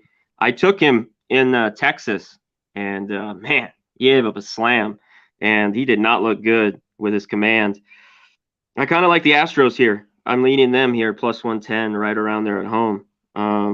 That's the only way I'd look here. I think they could bounce back. I don't want to back the Angels again. And the Astros you get all this money's coming on the Astros at this point. Here it's minus 105 at Bet365. Are there still plus lines out there? Let me see. Let me refresh. All right, take a look. Sorry, I've had these books. No, it's all good, man. Uncle Oliver looking at Astros first 5. This Ohtani. Yeah, there's still one at William Hill. Hold on. I got Bet Online. I got a few open here. And the numbers against Ohtani, they rake against Ohtani. Wow. Yeah, it's pretty good. And it's the big bats that you need. It's Bregman, Brantley, Alvarez.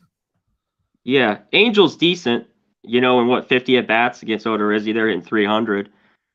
One of these guys could pitch well though and keep this under, but at 8.5, I know these over bettors would think this is a bargain. I don't blame anyone for wanting the over here. Yeah, and the Angels bullpen not trustworthy. I go full game. I normally because I didn't love the Astros bullpen, but yeah, I would want the Angels pen. And they did all right yesterday. They kind of got through the last few days. They've been better, but I do not trust them at all. This is one I'm really thinking about taking the Stros here. All right, Dabby Cab in the house. Great to see you, Dabby Cab. Dabby Cab will be opening his Major League Baseball account on the show tomorrow. Dabby Cab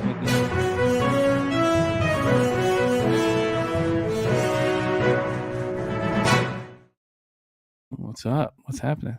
Debo Samuels requested a trade. Come on, Jets. Fuck. How hard is it to keep these guys happy, man? I mean, he's the most important player on the team. Just keep him happy. I mean, I know. Fuck. Awful news. Okay, over 8.5. I just want to go back to this market move here on the total. It just feels like the over is in play, but then Shohei coming off such a bad start, is he going to step up here? Yeah, we see like a 3-2 game. And the Stros, they get me too, Jimmy. Team totals last year, they were probably a few teams I was unreal. They were one of the ones that, man, they drove me crazy because they just explode. They have that in that lineup, but they just can go dormant at times. Yeah, man, I kind of like the plus price with them a little bit here at home. Ohtani gets all the love. But both teams, hitting these pitchers well. And Tease is on Astros first 5 at plus 116. Eric Jones is on the over 8.5 in the Houston game. All right. Let's move on. 6:40 p.m. Eastern. Next up, New York Yankees 6-5, 2-2 on the road. The Detroit Tigers 4-6, 2-5 at home. Comerica Park in Detroit, Michigan. God, I can't wait to get down to Detroit when it warms up a little bit here. I love that place. First pitch at 6 p.m., 53 Fahrenheit, 11.8 miles per hour straight in, and it moves to 12.7 and 12.4 and gets colder as the game goes on in Comerica. Let's take a look at the market history, or the line history, I should say, here in this spot.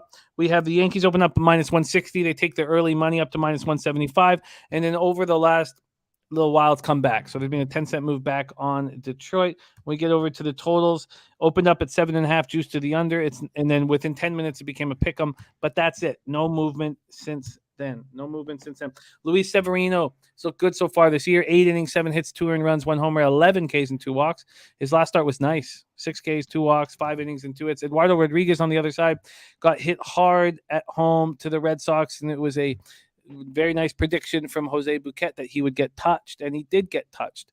3 2/3, 5 hits, 7 runs. Just 2 were earned, but they were in his head. 1 home run, 5 Ks, 3 walks. The Yankees are hitting just 205, 629 OPS for lefties. Tigers aren't hitting righties, 175, 555 OPS, and we have this very low total at 7.5 with the wind blowing in. Both bullpens are being very good. Yankees 1.80 ERA, 1.18 WHIP. Tigers 2.85 ERA, 1.14 WHIP.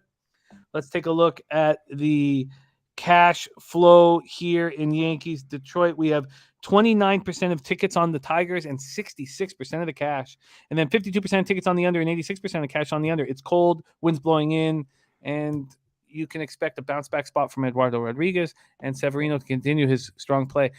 I wonder if the under should be bet now. Take it away, C-Mac, Yankees Tigers. Yeah, it's just 7.5. It's just weird to see. The Yankees have been, an under team so far. Obviously, tons of these guys have seen Rodriguez, and some of them have put some pretty good numbers against him.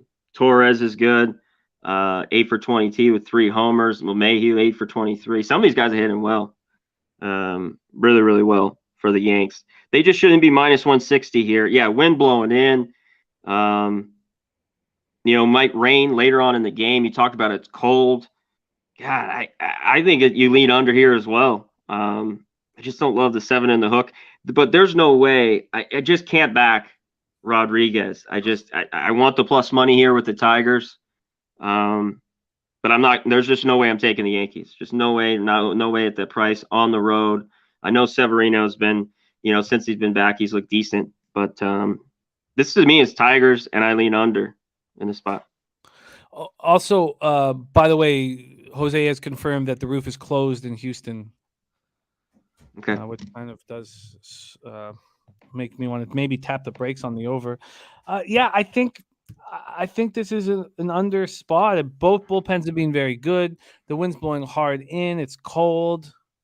Yeah. I mean, why not? The only concern would be, as you said, LeMahieu and Kiner Falefa, Leafa, who he's doesn't doing hit good. with power. But Judge is hitting 148 against them. Donaldson 111. Gallo is a problem. Joey We're waiting for Gallo. this Yankee lineup. I mean, it's gonna wake up, but another cold day, wind blowing Gallo's in. hurt, right? Sorry, Joey Gallo's hurt. Is that right? He's not in the lineup today. We don't have confirmed. Yeah, he's not in. Yeah. He won't play today. Well, It'll be like Donaldson, Judge, Rizzo, LeMahieu, Stanton, Hicks, Torres. In today. Brian Pacone saying that blowing but not too cold. Sun's out, low 50s, high 40s. So when's the rain come in? Maybe late in the game. That's what I see. And then the wind, does it start blowing harder later on? A little. Because I have like 12 miles an hour in. Yeah, but I have 0% precipitation. Yeah, okay. I just saw rain later in the day, later on at night. There's big show picks in 9 p.m. house. Wow. And Jake Burns says you just want 7 in the hook with these two pitchers. That's just where I'm. Severino's looked solid. It's under or pass for me. In the spot. Well, I think it will be an under for me. Okay. All right, let's move on to 6:40 p.m. Eastern. St. Louis Cardinals 6-3, 3-2 on the road at the Miami Marlins. 4-6, 3-2 at home. Lone Depot Park in Miami, Florida. We have Miles Michaelis going up against Sandy Alcantara. Michaelis coming off a nice performance at Milwaukee. 6 2/3, 3 hits, 1 earned run, 0 homers, 7 Ks, 1 walk. We remember what he was like when he came over from Japan, and he was very, very good. And then that lasted for a year, but he's gotten off to a good start. Sandy Alcantara is bet on at home. He's bet on at home, and you don't need to maybe focus on things. But again, I've got off to a bad start, and I want everything to align. And what doesn't align is all the money on the card. 60% of the tickets, 73% of the cash. It's 50-50 on the total, but 80% of the tickets are on the under.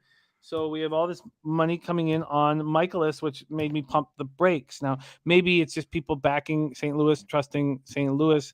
We've seen very little market movement, although the initial money that came into St. Louis did move the line 10 cents, but money's come back in on the Marlins. So it's right where it started at minus 135, and the total opened up at 7.5 for the pick'em. It's slightly juiced to the over, and slightly.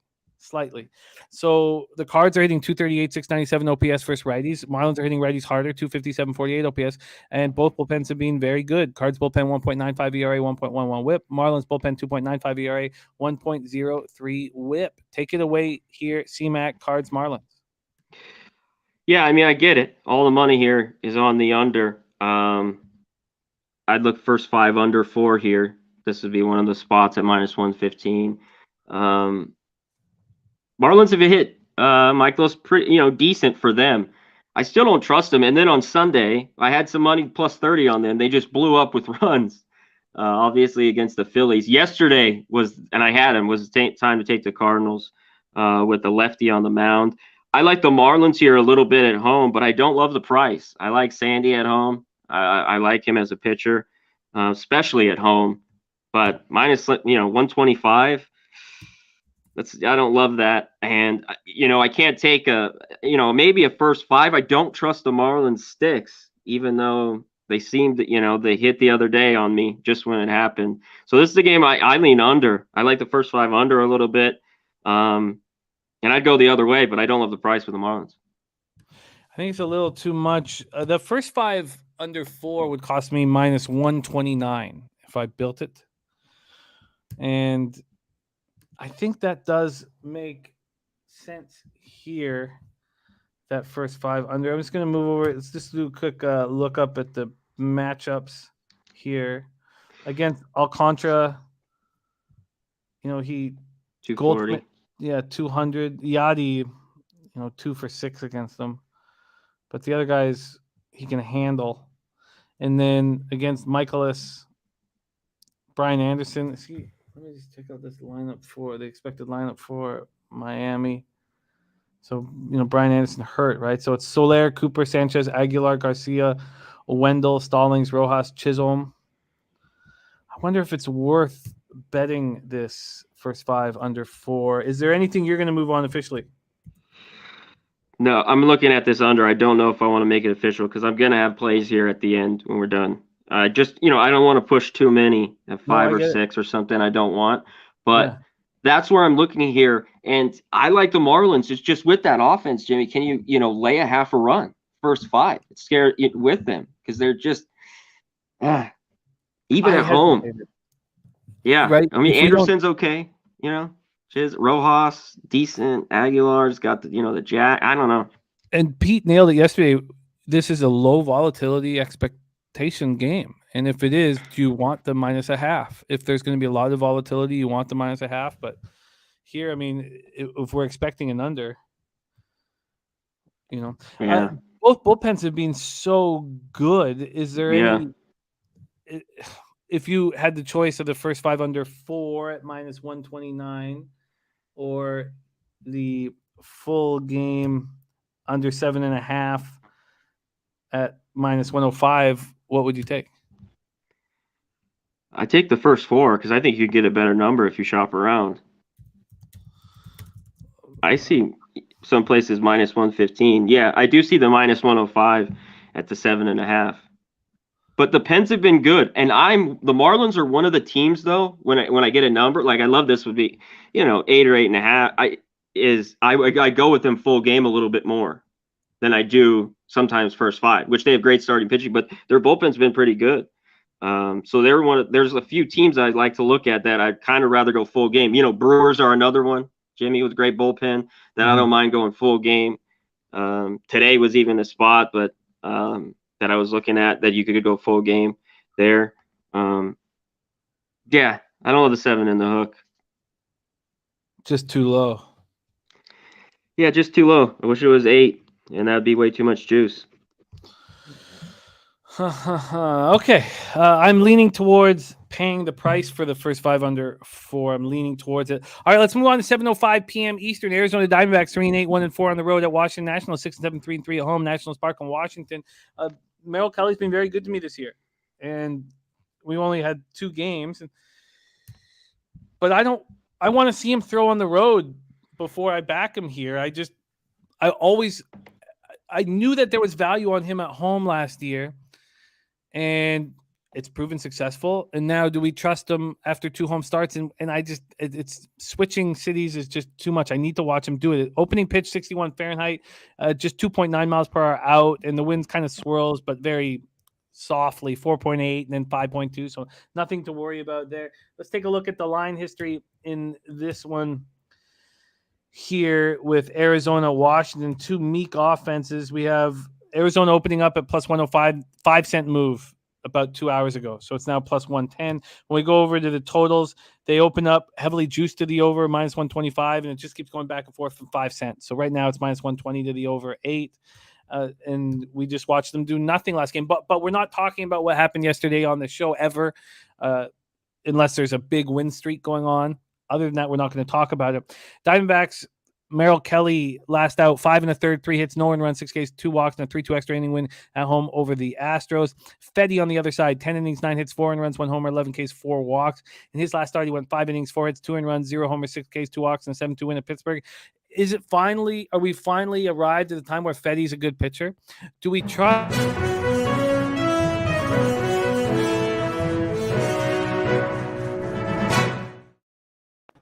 Austin Riley on the paternity list, so he's out. Austin Riley not available. Austin Riley on the paternity list. And listen to this from D. Jenkins. He says, don't trust that Marlins bullpen, guys. They blew many games last season and weren't upgraded much. Always shitting bricks when they pull the starter. They did at times last year. Oh, yeah. But bullpens go through ups and downs. Bullpens is a thing you need to track month by month and keep it, they go in 2 weeks where they're great, and then they go in 2 weeks where they get tattooed. You know how it goes, Jay. Definitely.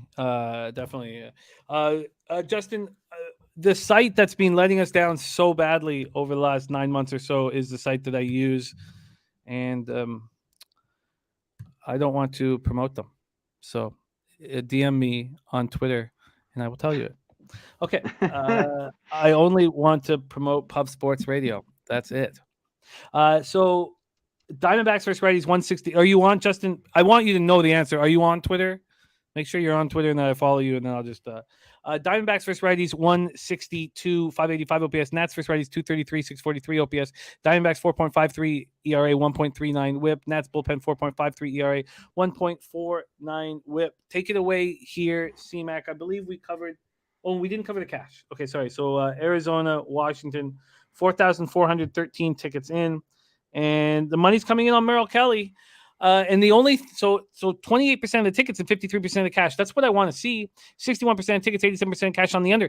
The question is, C-Mac, do we trust Merrill Kelly after 2 great home starts, and now he switches locations to a road start? Is that enough for us to give a red flag and wait and watch?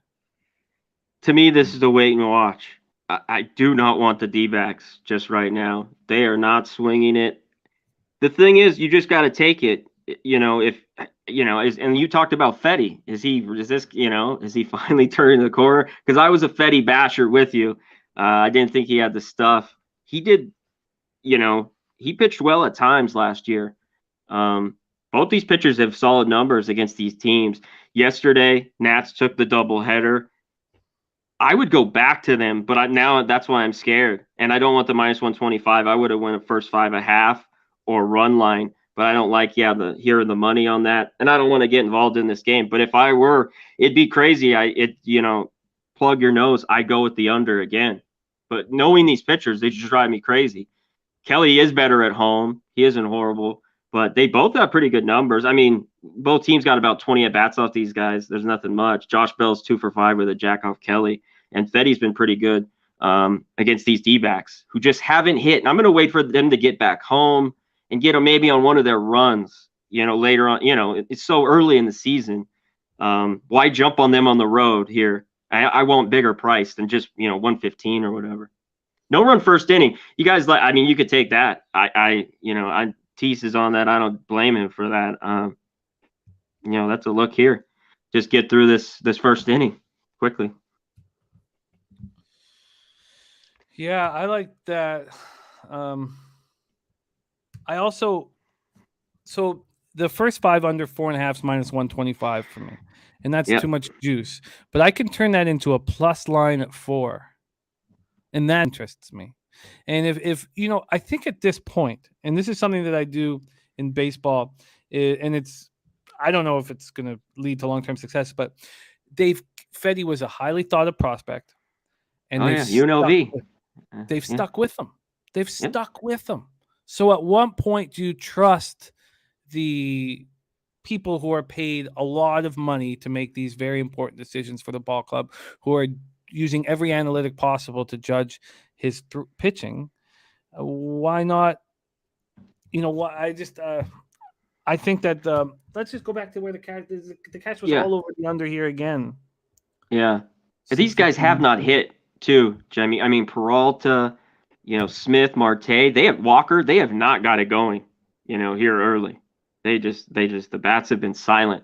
This is just the day. Do they wake up today? They got swept. Can they score 4 or 5 runs? Maybe off Fetty? I mean, this is baseball. I mean, shit. Anything could happen. These guys, major leaguers, they can swing it. So I just don't want it here. Domingon says, I had Nats run line plus 159. Got bet down to minus 125 yesterday. He says, I get the feeling Kelly might have a tough start. I think he's trying to say might have a tough start. A bet down to plus 125, he says. T says, I will only back Fetty in Nats Park. And a lot of guys liking the no-run first inning. Franco Wright talking about the no-run first inning. T's talking about the no-run first inning. I think I would prefer this first 5 under 4 at plus money. And I wonder, just to see what I would get here for the no-run first inning quickly. Let's check. Here we go. Run first inning. It's a pick 'em on either side. Of course, they're a book trying to milk us, and it's minus 115 on each side. Like they fucking need it. Franco says sometimes the juice is worth squeezing, baby. That's what coming from our guy Franco White. And that's okay. Let's move on to 7:10 p.m. Eastern. San Francisco Giants at New York Mets. Giants are 7-4, 3-2 on the road. Mets 9-3, 4-1 at home. Domi must be feeling pretty good about this ball club he's got on his hands over in Queens. Carlos Rodon has looked very good so far this year. 12 innings, 5 hits, 2 earned runs, no homers, 21 Ks, 4 walks. In his last start, he went 7 innings, 2 hits, 1 earned run, no homers allowed, 9 Ks, 2 walks in a 4-1 win at Cleveland. Chris Bassett, also a good start to the year. And the star of the taint play of the day, Matty Ice, was Bassett's baseball coach growing up. Bassett, 12 innings, 5 hits, 1 earned run, a solo shot, 14 Ks, and 3 walks so far this year. That solo shot came against them at home against Arizona in his last start when he went 6 innings, allowing just that 1 run, 2 hits, 6 Ks, and 2 walks. Giants, 241, 729 OPS versus righties. Mets have struggled versus lefties so far this year, 215, 659 OPS.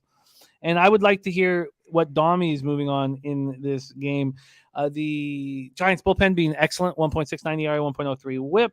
And Mets bullpen 3.50 ERA, 1.26 whip. Let's take a look at the line history for San Francisco, New York. We have it opening up here at 5:42 p.m. with the Giants at minus 115, and it would go back and forth, up to minus 120, then back to minus 115, up to minus 120, back to 115, and then it started moving this morning, minus 125, then minus 130, and about 2.5 hours ago, it settled at minus 125 for the Giants. From a total perspective, it opened up at 7 plus money to the over.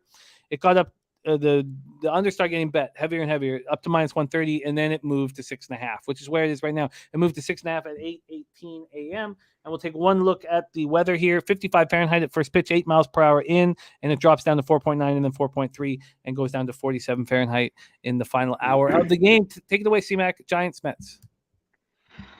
Yeah, Rodon's been good. I think T said, I don't want to step in front of the Mets either here. There's just no way with this Giants team, the way they're hitting right now, that I want to lay this price with them.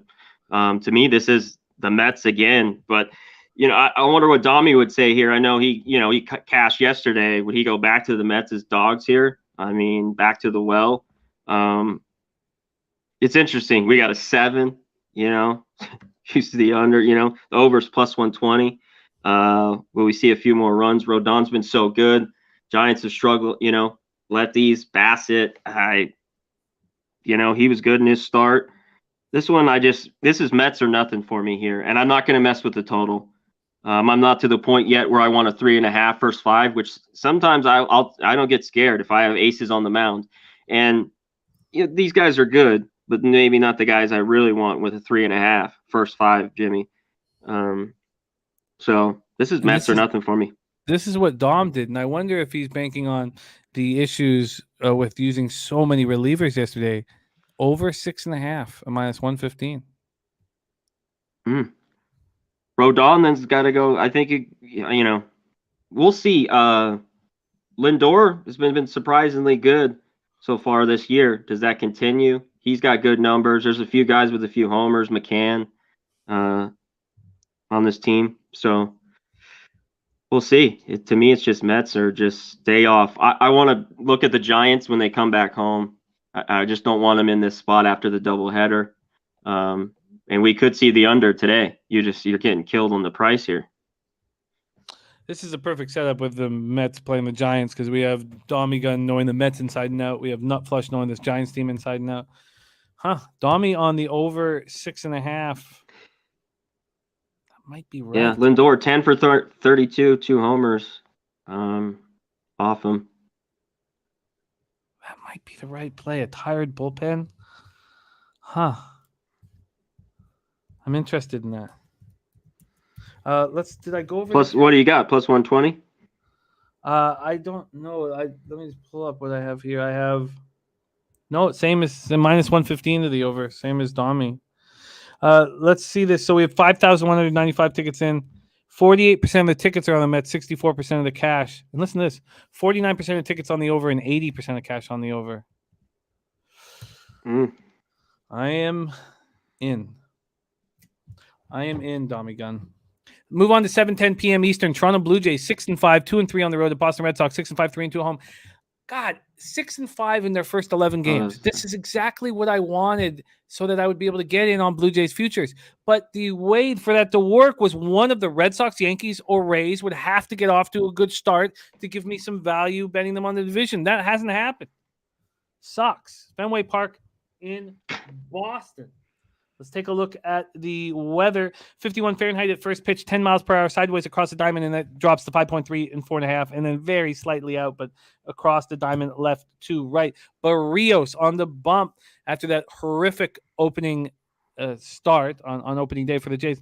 He looked better at the Yankees. 5 innings, 6 hits, 3 earned runs, 2 homers, 5 Ks, 3 walks. Sharpie told us that the last time that Barrios opened his season by getting destroyed in a third of an inning, he went on to win the Cy. Pivetta, 7 2/3, 9 hits, 8 earned runs, 3 homers, 6 Ks, 5 walks. We faded him against the Twins. I was nervous to do it, but Jose pushed me in the right direction, and it worked out beautifully. 2 innings, 5 hits, 4 earned runs, 1 homer, 2 Ks, 2 walks, and 8-4 loss at home versus the Twins. Jays versus righties, 260, 768 OPS. Sharpie said that they weren't going to be as good against righties as they were that would be against lefties, and he's right. They started off very good against righties, and that number continues to drop. Now, maybe that's because Teoscar Hernandez is not in the lineup. Red Sox versus righties, 225, 658 OPS. They're not hitting them. Jays bullpen, 3.17 ERA, 0.97 whip. Red Sox bullpen, 3.17 ERA, 1.14 whip. And Romano just, man, that guy's got the swagger. What's he got? 28 straight saves. He is the real deal in the bullpen. So let's take a look at the line history in this spot for the Jays Red Sox. The Jays open up at minus 145 favorites yesterday at 5:40 p.m. and all starts moving in the Red Sox direction.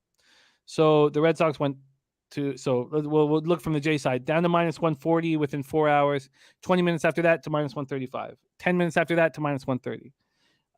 2 hours after that. Oh, excuse me. Sorry. That was, there was a 12-hour switch there. Sorry. So 5 hours in, it goes to minus 140, and then 12 hours after that, down to minus 135. That was at 9:42 this morning, and then at minus 130, minus 125, and then just 10 minutes ago, it moves to minus 120. So got to be money coming on the Red Sox. We'll check that out. Opens at 9.5 at a pick'em. It's down to 9. So let's go over to the cash in this Red Sox spot, Jays Red Sox spot. They say that the line value at Sports Insights gives 3 spots line value: Detroit Tigers, Boston Red Sox, and Kansas City Royals, whom I'm already on, the Royals. The Red Sox have 33% of the tickets and 68% of the cash. Wow. Then 48% of tickets, 55% cash on the under. Now, Res Mob has shown us that the Jays are 7-0 after a loss so far this year. This is an interesting one. Take it away, C-Mac. Jays, Sox. Yeah, this one's interesting here. All this money to the under. There were so many guys left on base in that game yesterday. It's pretty gaudy, these numbers against the, especially off Pivetta. I'm sure Jose could get in here. Barrios gets hit around, pitches a good game. Now he's back at Fenway Park. Wind's blowing out. I didn't want to go 2 full game overs, but I think this is a perfect spot. It just seems like you're catching a good price. There's a 9. It's minus 110. Red Sox not as great against Barrios on the average, but they got some homers with Devers. Verdugo's 4 for 5. And then the gaudy numbers of the Jays, who have bounced back and won. You just have to lace number, or if you like the Jays, go first 5. I don't trust Barrios, so that's why I can't go with him. And Pivetta is obviously given the long ball up to the Jays. Last year it was crazy. He's given up 5.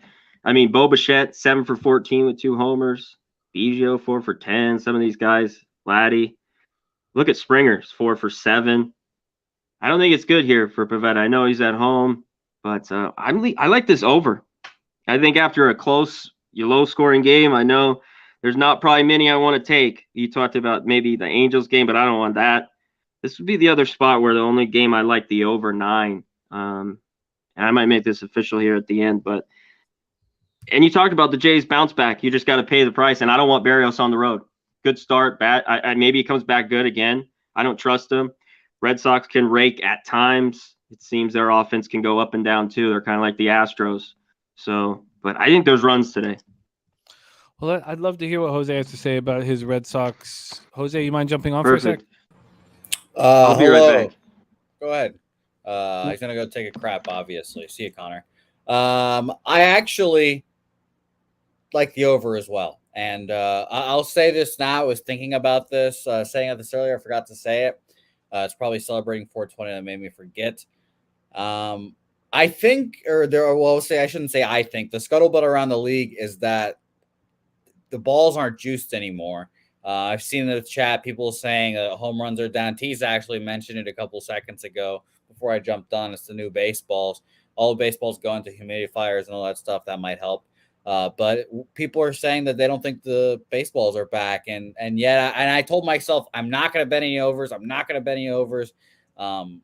And this is the one I would bet if I was going to. I did take the Red Sox team total over 4 here because Jose Barrios does have an over 7 ERA at Fenway Park. But I couldn't take I honestly, Jim, this is where I'm at in my life right now. I bet the Red Sox money line, and like 2 seconds later, I was like, no. I cashed it out immediately. And I just got scared of betting Nick Pivetta at home again. I think he will have a good start. So I would lean the Red Sox. I would lean over, and I did take their team total over. I get it. Market kind of moving in the opposite direction, but I completely understand why you'd want to do that. So spreadsheet play today, by the way, from Ron Crawford on the Blue Jays. Also in NHL, it's on the Oilers. So very interesting. It's not a say-hey play, though, is it, the team total? I mean, I made it official on my Twitter. You can go ahead and make it official here if you want. All right, we have a say-hey play of the day. Is the Red Sox team total over 4, and what was the juice? I believe, let me double check for you real quick here. It's at -115. -115. Sweet. Thank you for your insights there, Jose. Again, Say Hey Play today, or Say Hey Plays, is at 5:30 p.m. Eastern, and Babano, aka Ian Cameron, is the special guest. Do check it out. And thank you for sharing that with us. All right, let's move on to 7:40 p.m. Eastern. Next up, the Tampa Bay Rays, 6-6, 2-3 on the road at Chicago Cubs, 6-5, 3-2 at home at Wrigley Field in Chicago, Illinois. Let's start with the weather here in Chicago. Just 2 games left after this, and then we get into NBA with Darryl Rice, aka it's Derl, in the house. Where are the Cubs here? Why do I not have? Is this game postponed? No, there it is. Sorry, it's right there. My bad. 1.7 miles per hour, slightly in, and then 5.2 miles per hour by second pitch, but in the second hour, 46 Fahrenheit at first pitch for Rays. Cubs, Drew Rasmussen's throwing 9 innings this year. He's allowed 5 earned runs, 2 homers, 5 Ks, 1 walk. He hasn't looked that good, but he's a high upside, and he's a pitcher that the big Ragu believes in. 5 innings, 5 hits, 3 earned runs, 1 homer, 2 Ks, no walks, and 3-2 loss at the White Sox. Stroman, 9 innings, 8 hits, 6 earned runs, 2 homers, 7 Ks, 4 walks. In his last start, was at the Rockies, and he didn't look very good. 4 innings, 6 hits, 5 earned runs, 1 homer, 4 Ks, 1 walk. Rays aren't hitting righties, 237, 667 OPS, and the Cubs are hitting. They're hitting everything right now, surprisingly. 262 average, 752 OPS. Rays bullpen, 3.71 ERA, 1.11 whip, while the Cubs bullpen, 3.14, 1.15 whip. Let's see what we are dealing with here with these Cubbies on the line history. We have them opening up at the Cubs opened up at +100. They've taken 5 cents. They're at -105. And from a total perspective, it opened up at 9.5. And that was this morning at 8:18 a.m. Within 9 minutes, it dropped to 9. It's slightly juiced to the over now, but it dropped to 9 at a pick'em. When we go over to the cash in this spot, we have 54% of the tickets on the Cubs and 34% of the cash. So the bets are coming in on the Rays. 68% of tickets, 92% cash on the under. C-Mac, take it away here. Rays, Cubs. Yeah, wind's blowing hard out to left here today. Do you have rain too a little bit, maybe? 35% chance. I don't have – yeah, so there's a precipitation early, but I have no wind at first, and then it starts building and building. So by the end of the game, it gets to 10 miles per hour out to left center.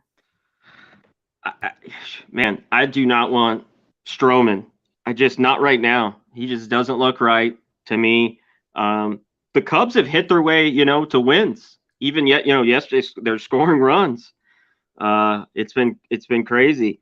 I'm off this one. I think we could see runs again. This might be a little bit over too. I just don't know what's wrong with Stroman. He doesn't have the best numbers against the Rays. He's been okay. Not enough value on the Cubs too. I bet you if this was just the first game of the year or something, you would maybe get a little bit better price. It's even money around there. This one's a pass for me. I think we could see runs, but I want nothing to do with it. I think this is a good price for the Rays. Yeah, if you want the Rays with Rasmus here, I mean, the Cubs, it just shocked me the way they've hit it. I don't think it continues. Obviously they don't have the pitching, so that's true. They're one of the worst. I think they'll be. They just don't have the pit, whether it's starters or relievers. So I don't blame you for liking the Rays here a little bit. I think this is a good price for a much better team. I know so far this year the Cubs bullpen's been good and the hitting's been better than expected, but I don't expect that to continue. I don't expect that to continue. What do you think of Stroman today? Even because he's. I think Stroman. I mean, we saw him pitch in the thin air in Colorado, and that's a tough place to pitch. And let me go over to these. What are the numbers against Stroman here quickly? He's giving up the long ball to him. 5 jacks. Kiermaier has a couple. Low. Margot. My guy, Mike Zunino, has got one. Yeah, I think that I'm getting a better team at a great price. I think I'm getting a better team at a great price. A Real Deal Prime says ignore the Colorado game. Look, I think he's a good pitcher and you can trust him. But by the way, Lamont Williams max bet is in. Houston team total over. I'm going to move on the Tampa Bay Rays full game. CT Bay says this game's moved to 6:30 Eastern because of the weather forecast. All right, we have just 2 games left. 2 games left to see if we can get through them quickly. 8:10 p.m. Eastern. Minnesota Twins 4-7, 2-3 on the road. The Kansas City Royals 4-5, 4-4 at home. Kauffman Stadium, Kansas City, Missouri. I've already moved on the Kansas City Royals, and I want to fade Paddock as much as possible. And I think that Daniel Lynch does have a high upside. And remember, he was a lefty going up against the Cardinals, who destroy lefties. And I don't think we should hold that against them. Twins are hitting 191, 622 OPS versus lefties. The Royals bullpen looked very bad at the very start of the year, but it's been better. It just got rocked early. Twins bullpen 5.28 ERA, 1.63 WHIP. So I moved on the Royals full game at plus 110, and they opened up the Royals at plus 120. That was yesterday at 5:42 p.m. Went to plus 125, and then Royal money started coming in, and they went down to plus 110. This total opened up at 8.5, and it is now at 9. It moved to 9 at 10:38 a.m. We have here. Sorry, where is this? Kansas City. Here we go. We have 30% of the tickets on the Royals and 85% of the cash. The market moving towards them. Then we have 45% of tickets, 84% cash on the over, and it's gone from 8.5 to 9. Take it away here, C-Mac. Second to last game on the card. We have Twins Royals. I'm with you here, Jimmy. The one problem is that bullpen. I don't know if I want to go first 5 or full game here with the Royals. Royals, this is the perfect guy, though. This offense has been struggling. This Royals team has just not been able to score runs. It's been a problem so far this year. They're another team that it's been tough. Lynch has got decent numbers. I mean, against these Twins, you talked about it, had a rough start. I think he bounces back. I just don't know if I want first 5 or full game in this spot with him. I'm with you, though. I don't want to fade Paddock. I think they could get to him. So I'm going to take either one of them. Let me figure this out. I don't know if I want this bullpen. They scare the shit out of me. But yeah, I get it. But the Twins bullpen scares the shit out of me. Yeah, they're not. Well, and then team totals, I could build a 4 for the Royals, and I should. You know what? Yeah, their hitting is scared the shit. They've even won a few low scoring games like the other. That offense has just been the one. But I like the price here as a home dog. I mean, Paddock should not be laying a price on the road, I don't think, right now. These Twins are just, overrated. So the 3.5's got high juice, and the 4's plus money. Yeah, build the 4. I'm going to build the 4. Team total, I'm going to double down. Let's go to the last on the board now. I've jumped in here. I've backed Logan Gilbert. I backed him first 5 and full game. I'm going in on Logan Gilbert. until the market realizes the stud that he has become. And he became slowly in the second half of last year. I don't think Dane Dunning is a bad pitcher. He's coming off a bad start, 3 2/3, 6 hits, 2 earned runs, 1 homer, 7 Ks, 2 walks, and 10-5 win at home versus the Angels. I guess that's not that bad of a start, but he did only last 3 2/3. The Rangers aren't hitting righties, 210, 569 OPS. Mariners, 229, 710 OPS. And then we have this huge bullpen advantage. 2.27 ERA, 0.87 whip for the Mariners. I backed the Mariners first 5 in full game, and they opened up at minus 140 yesterday, moved to minus 145 at night, and then minus 150. And they've stuck at minus 150. From a totals perspective, they opened up at 8. It went down to 7.5 briefly for about 30 minutes at 8:30 this morning, and it's back at 8.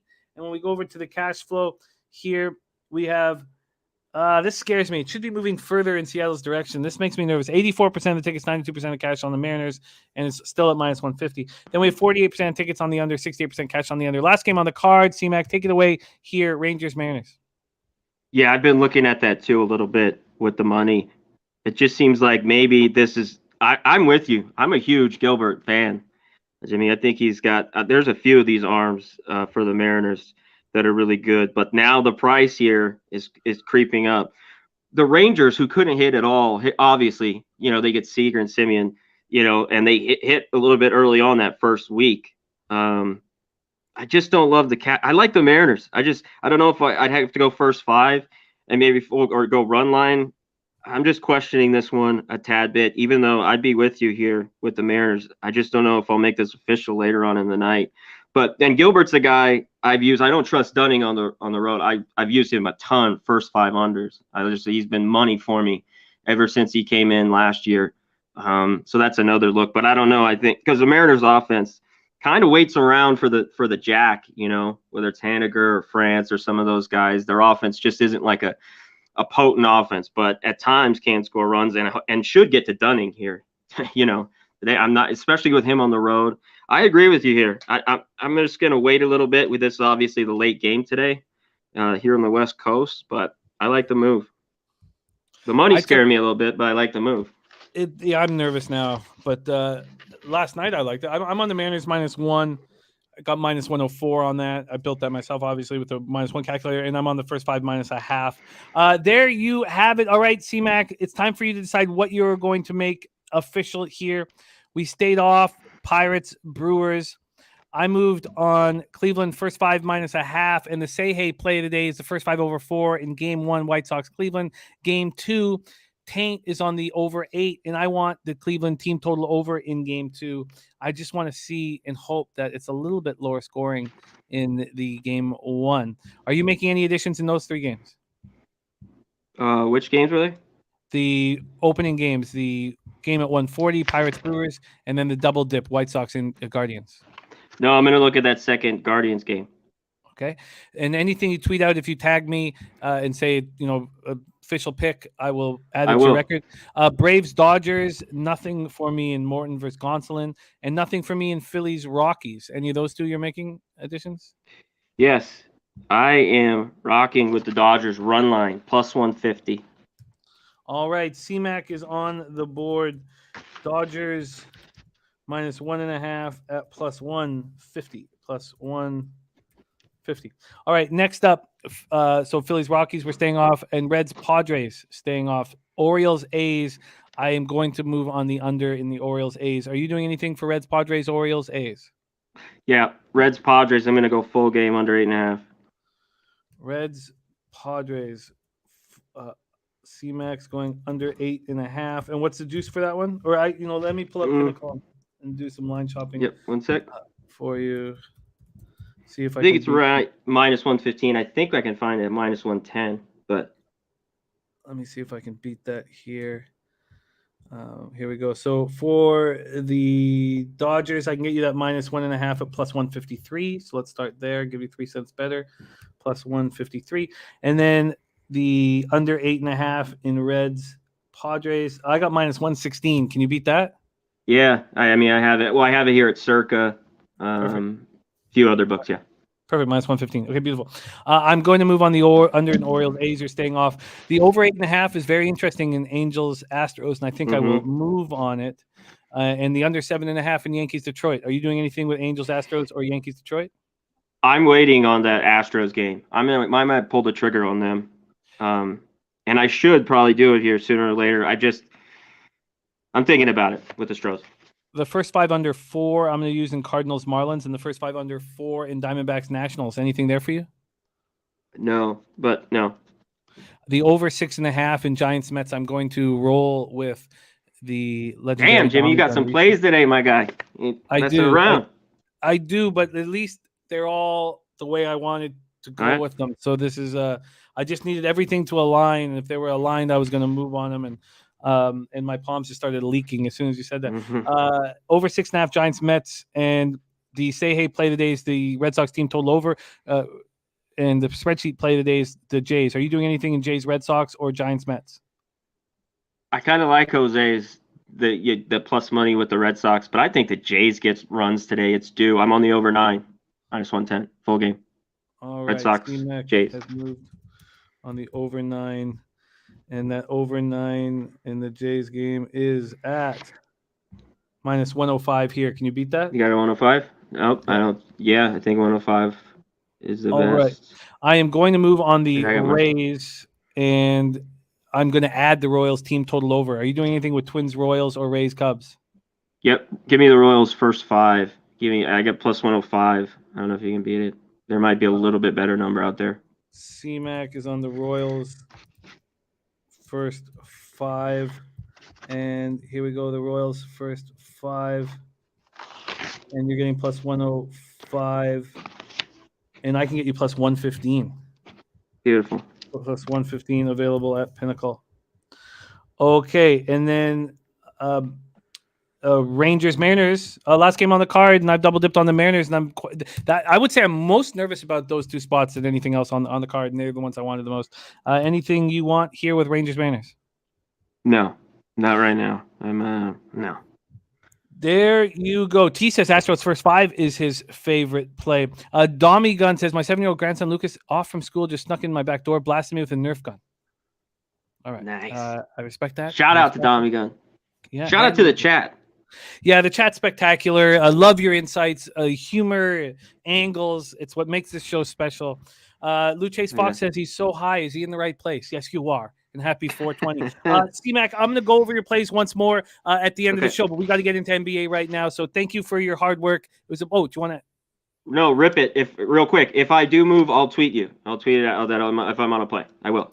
Beautiful, my man. The account is open. The account is open for Migga Mac Daddy. Follow him on Twitter at Conor Mac Picks. It is time to talk NBA, and we have the perfect man for the job.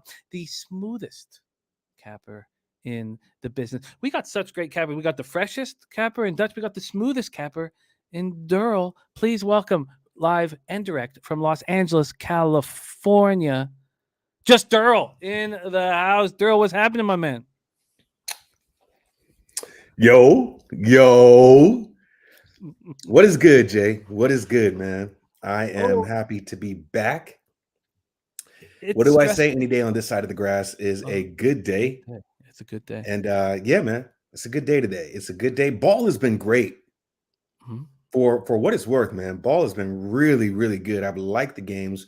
Not so much on the officiating, but I like the games. Now, my sides that I've been on have just been absolutely fucking terrible.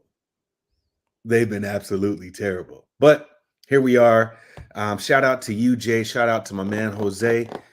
Shout out to everybody in the chat. Appreciate y'all. Let's get it, man. Fanatical Jim says Smooth Ed might have something to say about that. I think Smooth Ed would even say, I can't mess with Darryl. But I hear you. Smooth Ed might have something to say about that. You've had a spectacular season so far, and I'm so close to being caught up with all of the stats, so everything will be up. All your stats will be completely up to date when you join us on Friday. Come on, Jay, get your shit together. I spent 5 hours yesterday. It takes a long time. It takes so long, man. Bro, it's just it just sucks. Get the Kraken going and get these spreadsheets done. The Kraken doesn't help. I haven't had a sip of Kraken, not one sip since San Antonio. I bet, dog. I bet. Y'all probably had enough drink, man, to last you for the rest of the fucking year. No, not quite. No, never that. Never that. But yeah, I don't want any. I think I'm off the Kraken. But then I was Jay. drinking. I had a Jameson over the weekend. I was like, "What the fuck is this? It tastes like water." You know? Hey Jay, is there any way you can mute Nut Plush? Can you mute that motherfucking? Okay. I can't. Okay. He's, Okay. Here we go. Okay. He's earned legendary status here. As part of it doesn't matter what he says. Nut Plush he's a legend. Nut Plush is a matchmaker, bro. It's an inside little thing going on, man. Tell you, hey, Nut Plush is cool. I like him. I respect that. Jose Buquet says that the Kraken bottle is still under the desk at the studio still. Really, I thought we polished them all off, but I respect that. And please have a swig for me. All right, let's get to work. And we start with a banger. East first round, game 2. Boston up 1-0 in the series. Brooklyn Nets 44-38, 24-17 on the road at the Boston Celtics, 51-31 over the regular season, 28-13 home. We're at TD Garden in Boston, Massachusetts. The game 1 pace was 97.50 possessions a game. And Sammy Comer just bet the Raps money line and the Raps to win the series at plus 950. Wow. And Luce says, I love you, Sam, but how can you back the Raptors after 2 ass whippings to remember? Sam's been on fire though, man. I wouldn't come on, man. Sam hit like 20, 30 fucking games in a row, damn near. So, I mean, that's something to consider, something to behold. It's if you want to talk about Toronto, you never count them out, right? You never count them out. We'll get into that, but don't knock that bet, bro. I had an opportunity to go to tonight's game for a decent price, $185 for like the second row upper deck. I'm not going. A couple of my friends are going to go. If I have too much work to do here, and obviously I would hit the sauce, and then I'd be screwed for tomorrow, and I'm behind on my stats. But if Scotty Barnes was healthy, I would have gone. I would have gone if Scotty Barnes was healthy, but. Darryl says that he complains about the stats not being ready, but he wants you to go to the game. So these are the Jose, things. I'm still waiting on you to send me that goddamn flying chanclas link. So don't you start. Well, Darryl, I'm waiting for you to make the right decision on this game, Darryl. So your decision on this game is pivotal here. All right, we're at TD Garden in Boston, Massachusetts. So let's start with the market moves in this one. Move over to NBA. Here we go. The Brooklyn Nets opened up plus 3.5 back 3 days ago, and it has not moved. Yeah. No movement there. Yeah. Isn't that crazy?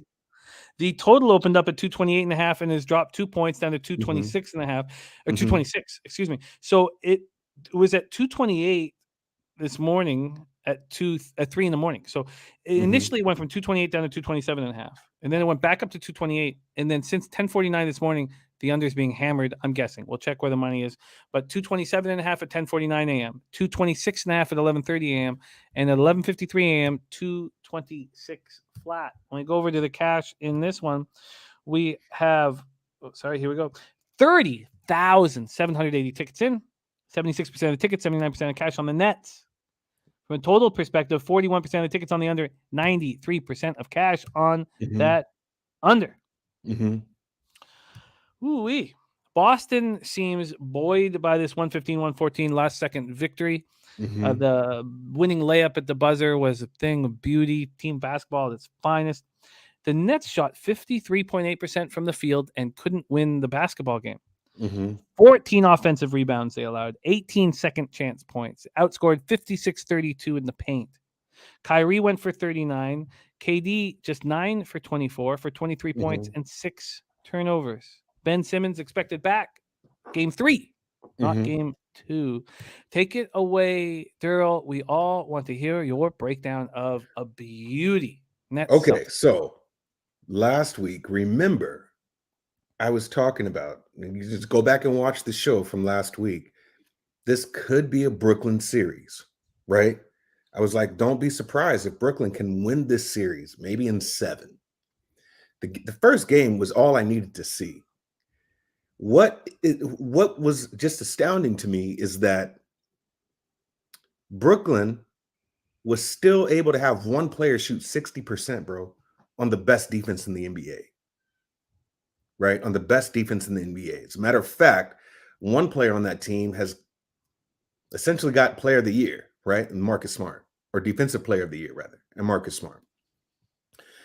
I believe that this series is going to go 7 games. I do. I do believe Brooklyn's going to come out on top.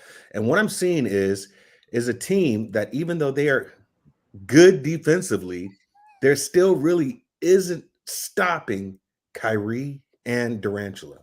We're talking about a completely different game if Kevin Durant doesn't miss that assignment last play, right? We're talking about a completely different game.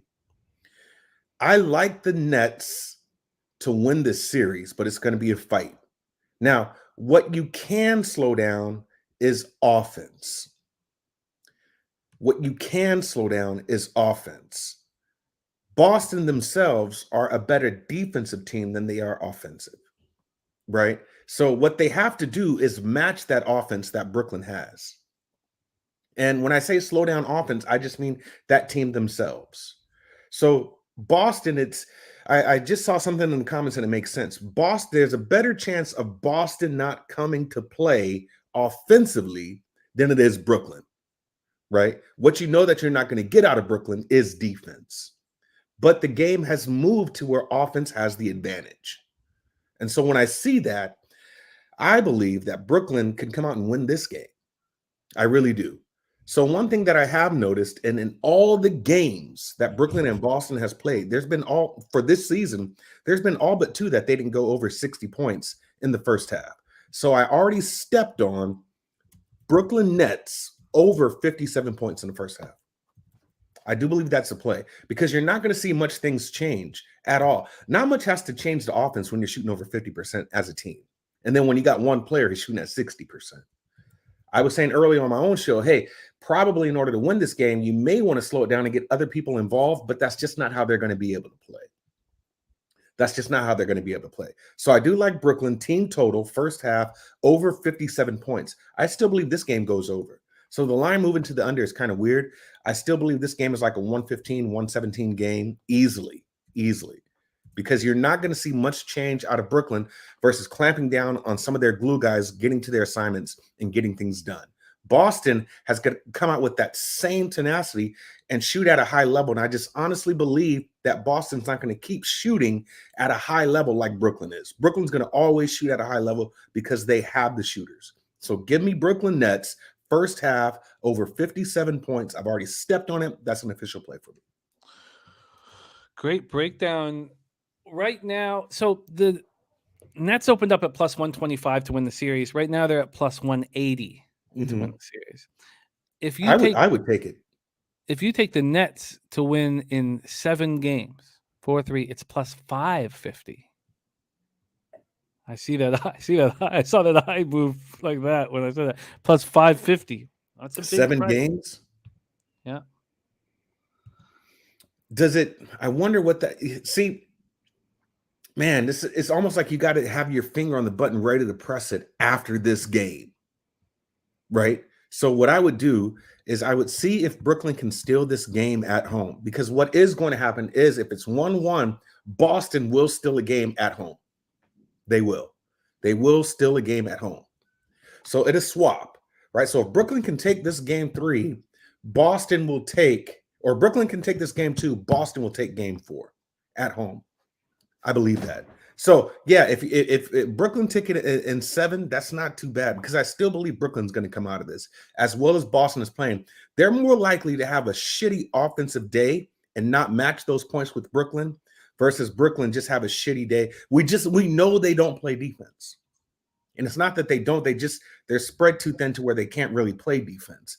But Boston's not going to come out and just shoot like they're shooting all the time. They're going to have these slumps, right? We're going to talk about Tatum and him wishing that he was Kobe Bryant, probably should think twice about, the Mamba Academy and all that. There's going to be talk about Jason Tatum having a piss poor shooting night, as well as Jason Tatum or Jaylen Brown, right? Probably should have had some more carbs or something because he's on Ramadan. So I just know there's going to be some outside narratives that take place because Boston's going to have a night where they have poor shooting. That's not going to happen with Brooklyn. We have a 56.5 at minus 113. Let's do it. Let's do it because I got mine at minus 115. Nets first half team total over 56.5 at minus 113. Sammy Culmer has a Nets 4-3 ticket at plus 600. That's good. Astute Chaos, who has hit 9 of his last 10 bets, is on the first half over 117 at minus 105 and the first half over 116.5. It has to hit. I mean, because if Boston matches that tenacity, then you have a 120 half, right? You're talking about a 59 to 61, first half scoring. But for Brooklyn to only need to put up 57 points, 56 points in the first half, and you don't have an answer for Kyrie, who hates Boston, who hates that fan base. This guy gave you 60% shooting. 60% shooting. They're only going to get better. Extremely interesting. I love those plus lines beside Brooklyn here. I love those plus lines. Look at these numbers. Last game, Boston won. It was 61 to 61 at halftime, right? That's 122 there. The game before that, when they played March, Brooklyn put up 60 points. Boston put up 58 at halftime. The game before that, which was in February, Brooklyn put up 52 points, which was bad because it was a bad first quarter, and Boston put up 67 points. So, yeah, that first half over, that's the flow of this game. They're going to score, but I just don't see Boston being able to slow down them offensively. So it's just one of those things to where if they lose the game, it's shot for shot, and Boston's got to match that offensive work. So for whatever it's worth, I just think that this game can go over in the first half, really, really leaning that. I might just play that also, but I do believe Brooklyn can put up 57 points. Nets plus 140 on the money line, plus 180 to win the series, plus 550 to win in 7. All of that is extremely appealing. All of that is extremely appealing. But so what are your expectations of Kevin Durant tonight?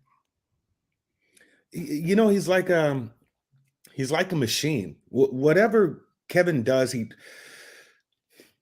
So I listened to my weekly podcast, right? And that's the Mismatch with Kevin O'Connor and Chris Vernon. And Kevin O'Connor he said something very telling. He was like, Kevin Durant, you could see that he was trying to speed the game up. You could see that. And he was missing some of his marks. And that's how you know when a player's rattled. But you would never be able to tell that. So I think what you're going to see out of Kevin Durant is to try to just let the game come to him. And I know that's kind of, people can just probably say, oh, well, duh, Darryl. I mean, you always supposed to let the game come to you. But what I think you need to do is, and what you've saw is there, because there was a player that was hot in Kyrie, if Kevin wasn't open, it was just give it to Kyrie and let him do his thing. I think you're going to see more players involved, right? There's no way Patty Mills should have one shot that entire game, no matter how hot a player is. Go to YouTube, look at Jimmy High Roller, and they talk about, can any player basically score 40 points in a game? In today's NBA, you can do that. Yeah, any player, any superstar player in this league right now can go for 40, 50 points. And the reason why that specific show was titled that, because they noticed how many 50-point games there were this season, right? So just looking at analytics and looking at how the game goes, yes, any player, any superstar player, if they wanted to, can put up 50 points in a game, right? So, but that's not going to win you the game. So even though Kyrie was shooting out the building, you see, shooting 60%, it's not going to win in the game. You got to get other players involved. This is what helps you with your future assignments, right? No way Patty Mills should have just one shot. You still have a shooter in Seth Curry. So it's one of those things to where if KD is rattled, he's going to come out more focused on getting other players involved besides Kyrie. Wow. I cannot wait to watch this basketball game tonight. Unfortunately, I can only watch the first hour and 10 minutes of it because at 8 p.m. Eastern, the game 3 of the Philadelphia 76ers at Toronto Raptors pops off. And This has just been a disaster. Crazy. It's just been a disaster. I had to pull out my championship hat just to remember a better time. What a fucking disaster. The game one pace, or excuse me, the pace so far in games 1 and 2, about as slow as we've ever seen. 89.75 possessions a game. Mm-hmm. The problem is the Sixers' efficiency has been so good, and that's because of time And the fouls. The fouls are ridiculous, and they're hitting all their foul shots.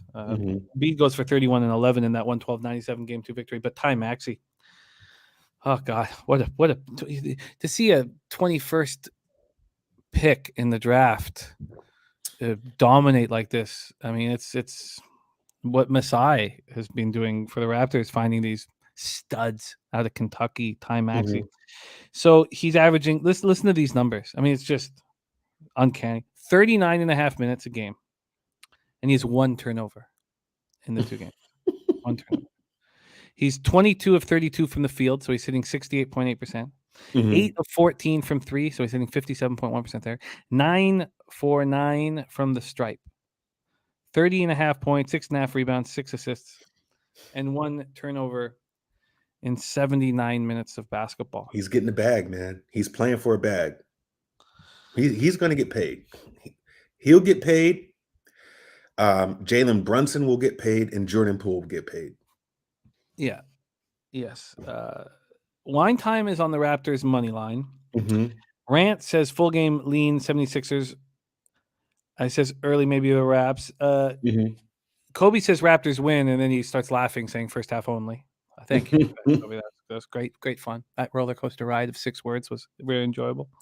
Harold Williams is on the Sixers -2. Justin Bilbo, my man Justin, says Philly -2. He says, sorry, Jimmy, but I just don't see Toronto stopping Embiid. Rant says going to miss Barnes. And Lou Chase Fox says 76ers lay the wood. So I'm very curious to talk about the the line history in the cash, because the books are sure making it appealing for you to bet the Sixers. They're making it extremely appealing for you all to bet the Sixers. Yes. And let's go over the numbers. Vibe says I'll be going to game 5 if it ever gets there. Mike M says 76ers first quarter, first half, says they start hot at Toronto. And JPZ says my book has nets 57.5 first half. JPZ, I would wait. The money's coming in on the under. I would, if you wait, keep an eye on that under, but it's down to 226. That means that team total has got to drop, or at least the VIG has got to drop at some point.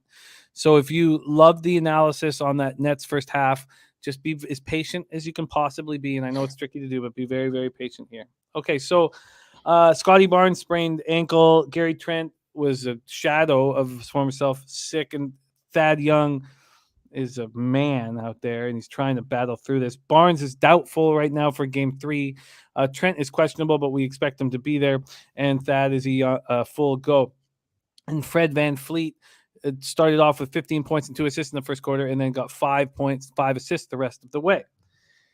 So let's take a look at the market movement, or excuse me, the line history in this one. The Sixers open up at -2. They quickly go to 2.5. And then yesterday they go down to 2 and 1.5. At 2:30 in the morning up to 2, and they were at 2 there for a little while, and then back to 1.5, and that was at 11:45 this morning. So just a little over 2 hours ago. So let's take a look at the cash. We have 70% of the tickets on the Sixers and 68% of the cash, and yet the market has moved towards the Raptors. Oh, so that's the money line. Excuse me. On the spread, 74% of the tickets, 95% of the cash on the Sixers, and the market's moved to Toronto. I mean, this is just screaming to me that the Raptors are going to play their best basketball and win game 3. The market is making it so appealing for everybody to bet on the Sixers. Why would they do that? Why would they do that? Time to hear our man Derl's breakdown. East first round, game 3, Sixers, Raptors. Take it away. So let me see what you have here. This is funny. I looked at this, and the books are thinking that the Raptors are going to win this game, right? The books are thinking that the Raptors are going to win this game. What do you have for the Raptors first quarter? And God, that plus 105 money line, it's just nuts to me. With all this money coming in on the Sixers and it's just not budging, it's just absolutely nuts to me.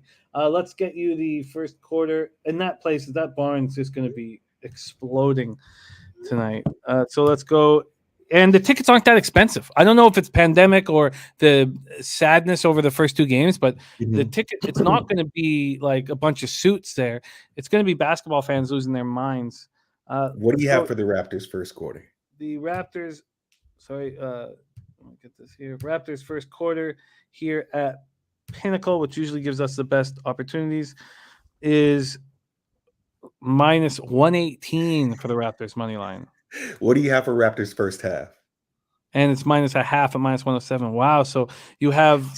Do you see that? You already know where I'm going, Jimmy. So why are they favorites for the first quarter and first half, but still for the full game, they're dogs? Minus 123 money line for the first half. Right. So you see where I'm getting at here.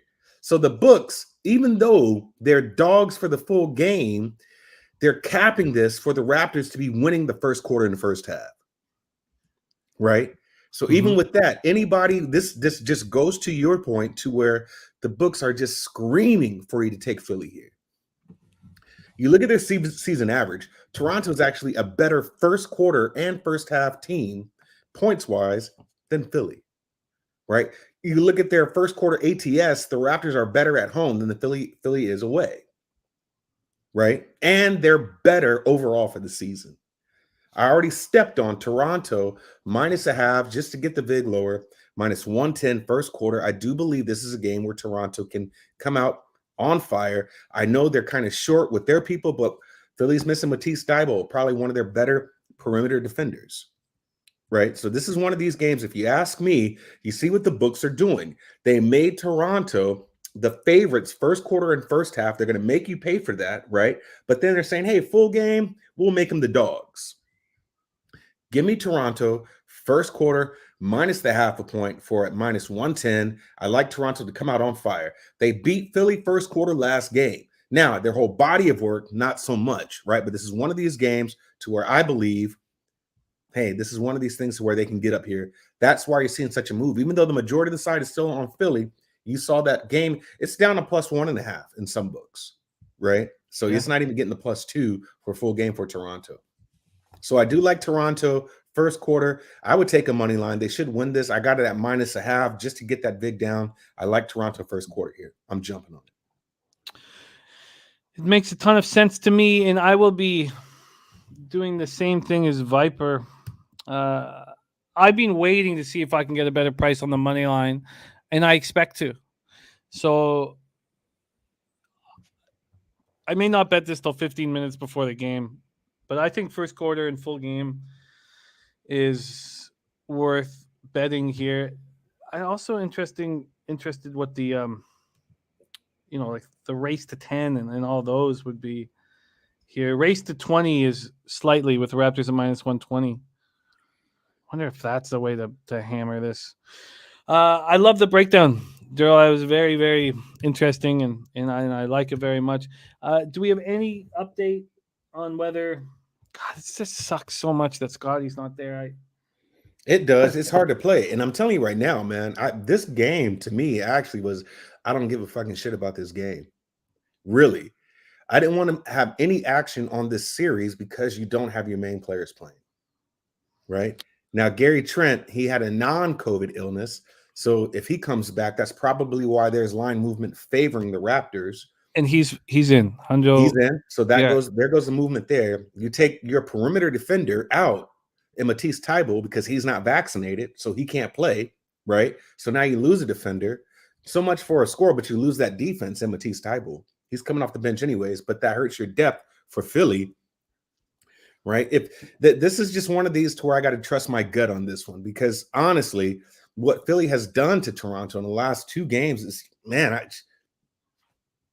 I don't know what to say here. I don't know what to say. Toronto cannot just get there. But I think this is one of these moves where I'm just going with my gut here. I looked at what the books are doing. It's going to be one of those things to where people might just jump all on Philly because this line is so low, and it's going to be a surprise. This is Toronto at home. Philly did what they were supposed to do by winning their home games at home. That's the way the playoffs work. So if it's lights out for them, then we'll see game 3, and that you know where to throw all your money next game. Well, if the Raptors win game 3, oh man, this city's just going to erupt. It's gonna, yeah. I mean, this is the last thing we would think was the first sweep would come out of, Philly doing it, but it could possibly happen. It could possibly happen. But just look at what the books are telling you. They're making Toronto the favorites in the first quarter and first half, but they're saying they're not going to win the second half, which is going to go to Philly. Yeah. Oh, Maxey, you son of a bitch. Yeah, he's balling, man. He's playing for the bag, bro. He's playing for the bag. You're going to have to pay him. You're going to have to pay him. And for a minute, Philly was talking about Shake Milton. It's like Shake who now? You know what I'm saying, man? It's all about Maxey. Tyrese Maxey is that brother. Is Fred VanVleet just going to let Maxey walk all over him? Yes. You can't stop it, man. You can't stop it.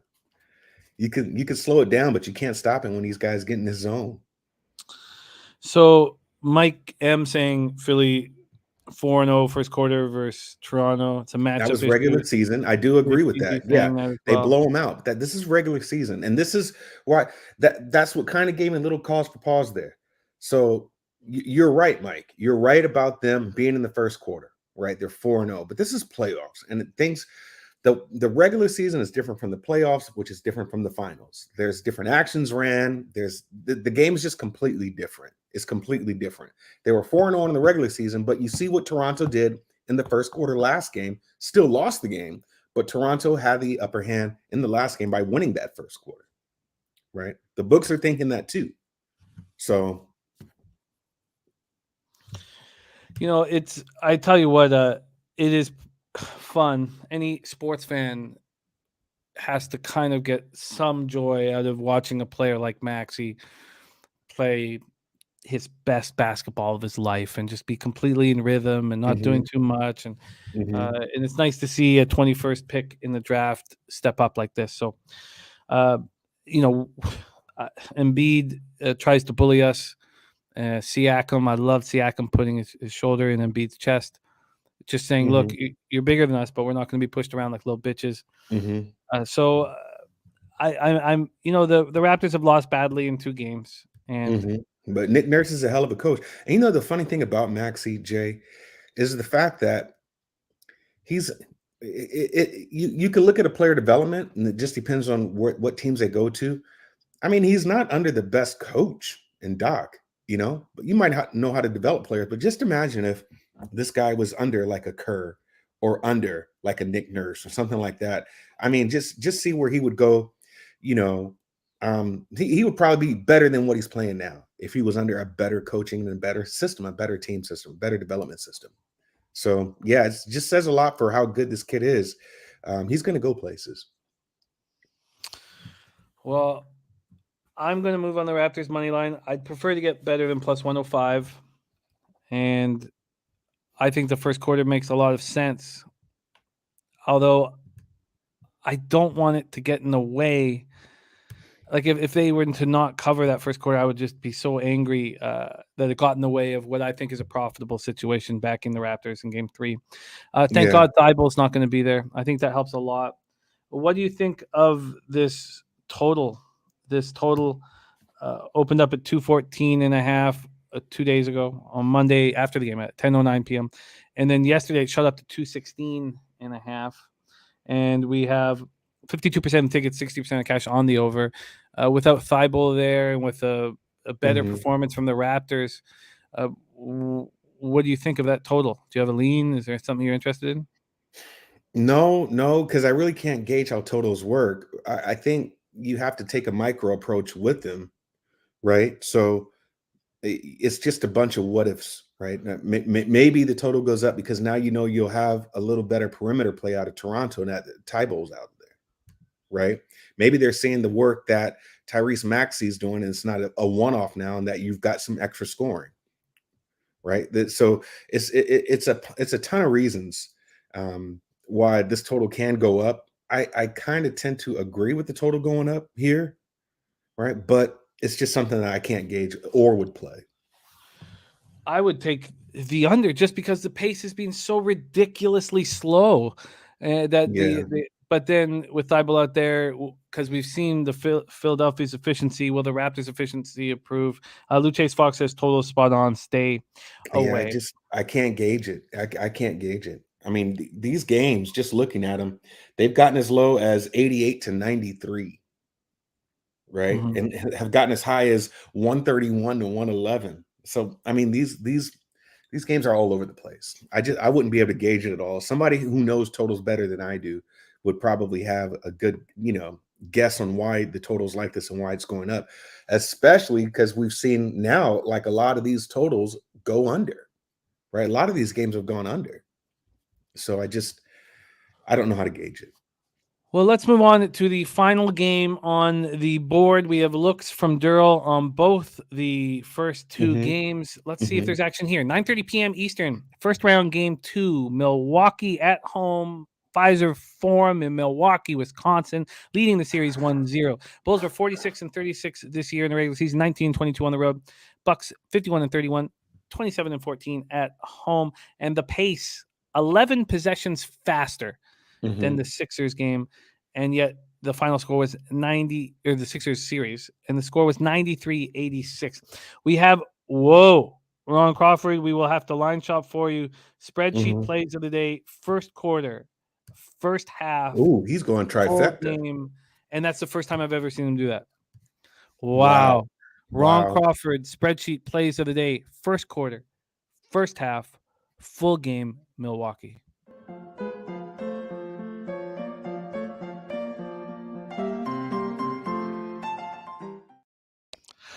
There's T-Mac in the house. What up, Jimmy? No access to my Twitter last few days. Hate hearing that, T-Mac, but great to see you in the chat. And LJ from H-Town, Bucks first quarter, best bet. And the Bucks first quarter just keeps cashing. And why am I sitting on the sidelines? I don't understand why Yeah, that's my play. Bucks first quarter. That's my – you ready for this? Give me Bucks first quarter, minus I don't give a fucking shit what the spread is. You ready for this? Here's my analysis. I don't give a fucking shit. I don't give a fucking shit. So yeah, I don't give a fuck. I don't give a fuck. I don't give a fucking shit. I don't give a fucking shit what the spread is.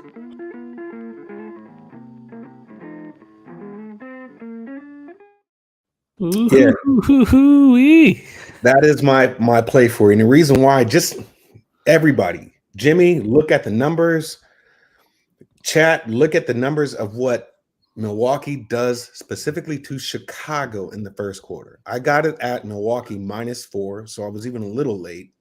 But I'm telling you right now, Bucks first quarter is the play. It is the play. You look at their season average, Bucks in the first quarter are scoring more points, a couple of more points than Chicago in the first quarter, right? And I just don't think that stops. And they score by a landslide. So, yeah, I really like Bucks first quarter -4, but I really don't give a fucking shit what the spread is. Well, I do for record keeping purposes. So we will line shop for you. Let's break this down a little more here. Giannis goes for 27 and 16, 10 of 19 shooting. His run in the playoffs has been so good. Last 22 games, 30 points, 13 boards, 5 assists. Brook Lopez 18, Drew 15, 6 and 6. Bobby Portis 10 and 12. George Hill's abdominal sprain, we expect him to miss tonight's game. Noora is day-to-day with a sore back. Grayson Allen is back after missing the final 3 games of the regular season with the hip injury. He went for 0 points in 18 minutes. I watched this game, from a bar. It was a little tricky. I was with the family, so it wasn't. And I didn't have action on it, which I don't like. And then when the first quarter cashed, I was like, what the hell am I doing? I'm sitting on the sidelines like a chump for. DeRozan, Vooch, and Levine did not look good against this group. 21 of 71, 29.6% from the field. Vooch goes for 24 and 17, but it's just 9 of 27 from the field. Levine and DeRozan, 18 each. That's not enough. They went 7 of 37 from 3. That's their worst three-point shooting performance since January 21st. I need money, says the Bulls cannot rebound. And Dennis Garcia looking at the under in this spot. So let's just do a quick market recap. And then, so the Bucks open up at -10 3 days ago, and it doesn't move. -10, -110, doesn't move. His total opens up at 225, goes up to 225.5, and then back to 225. Dennis Garcia looking at the under in this spot. On the spread, it's 50-50, but 92% of the cash is on the Bucks. Then 61% of tickets and 83% cash on the over. And it's not moving towards the over. There was a lot of love and trifectas bet on the Suns last night. And I didn't want it. And I am not sold here because that was not the Bulls' best punch. And they were up a point at one point in the fourth quarter. And who gains confidence after game one? Because I guess they both do, because the Bucks played poorly and still won by 7, and the Bulls played poorly and had a 1-point lead in the fourth quarter. I mean, why are you not on the Bucks first half and full game? I mean, maybe we'll start there. Right. Well, a lot of these games have been tight, right, until the very last few minutes of the game where one team pulls away. Prime example, look at the Heat and Hawks yesterday. That game was like 104-101 with 3 minutes left, right? I was really, really eager to take the Milwaukee Bucks because when you look at the body of work between these two teams, including the regular season, Chicago just doesn't have their number. They don't. They cannot, for whatever reason, beat this squad. But I just thought the stronger play was the first quarter, because all but one game that they've played this entire season that they tied the first quarter, right? And it was one game to where the Bucks came out flat and still beat them 24-20 in the first quarter. But that average margin is ridiculous. I mean, you're talking about some games where it's 33-21, right? So in my opinion, it just feels like the better play is the Bucks first quarter, because just their body of work and what they do in the first quarter, their season average and how many points they score in the first quarter is a lot stronger, in my opinion, than the full game itself. But this is Milwaukee Bucks at home. I mean, I couldn't talk anybody off that full game at all.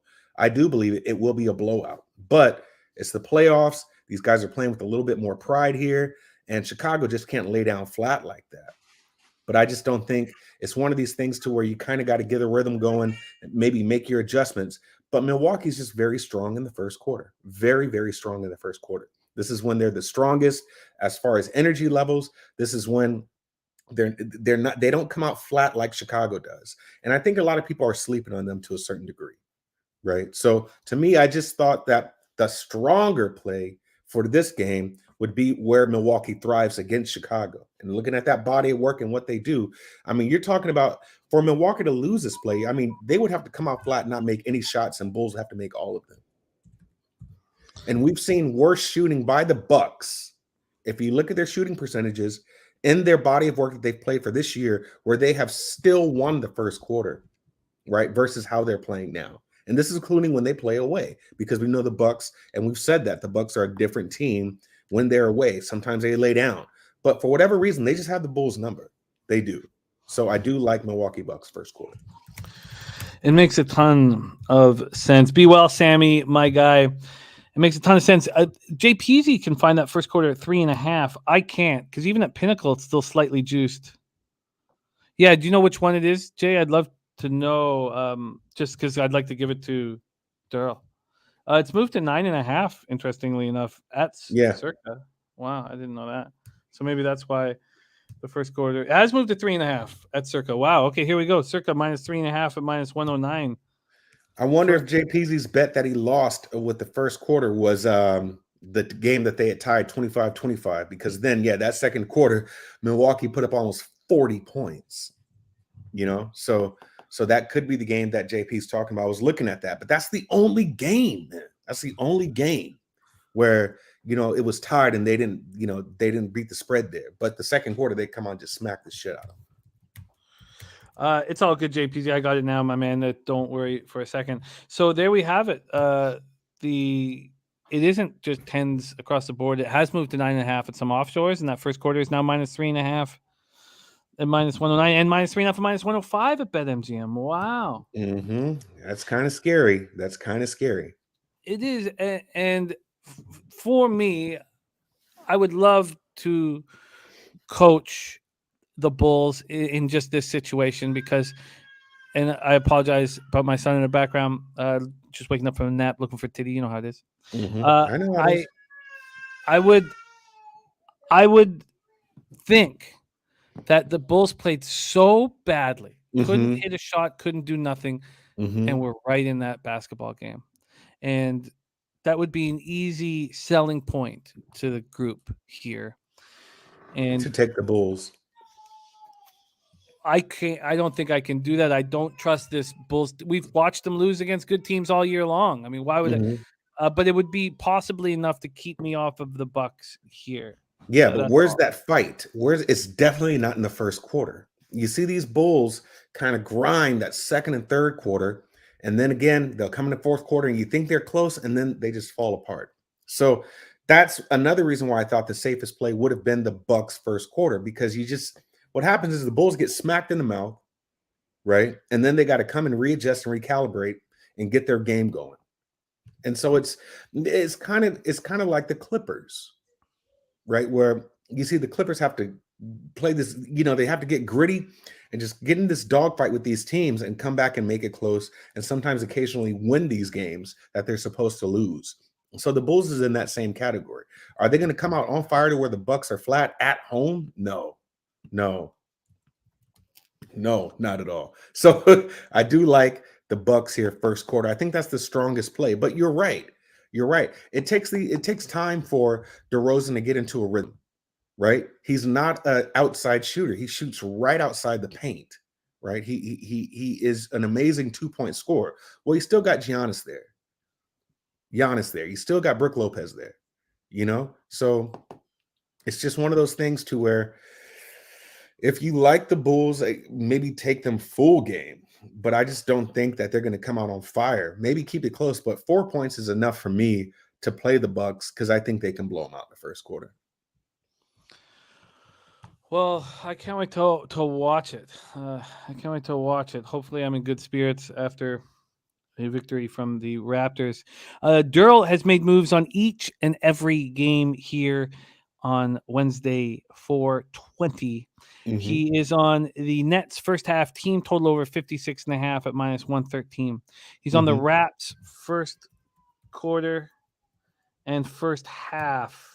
Move this here. Raps first quarter and first half. Raps first quarter -0.5, -107. Raps first half -1 and -105. And he's on the Bucks first quarter at -3.5, -105. And let's line shop for the spreadsheet play of the day. So we'll give him that first quarter -3.5 at -109.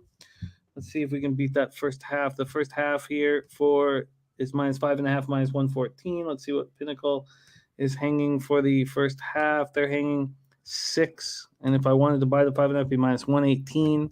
So we'll give them the -114. So that's the first half -5.5 at -114. And I've not seen, this is wild that Ron is doing this. And then the -9.5 is at -1.5 -110. All and right.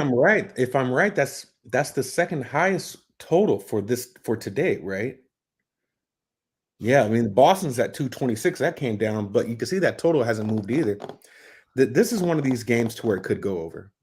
If you're going to expect a better shooting night from Chicago, what they're not doing is stopping the Bucks from scoring. So I can see this game going over total-wise. Yeah, I mean, it goes sort of back to that zigzag theory a little bit. I love it, Darryl. Love capping with you. Thank you for your breakdown. Thank you for at least trusting the Dinos early. Yeah, man. Means something to me. It means that we at least will have 24 fun minutes. I know. I'm telling you, man, the books are doing something where you have them as the dogs for the full game, but they're going to be favorites.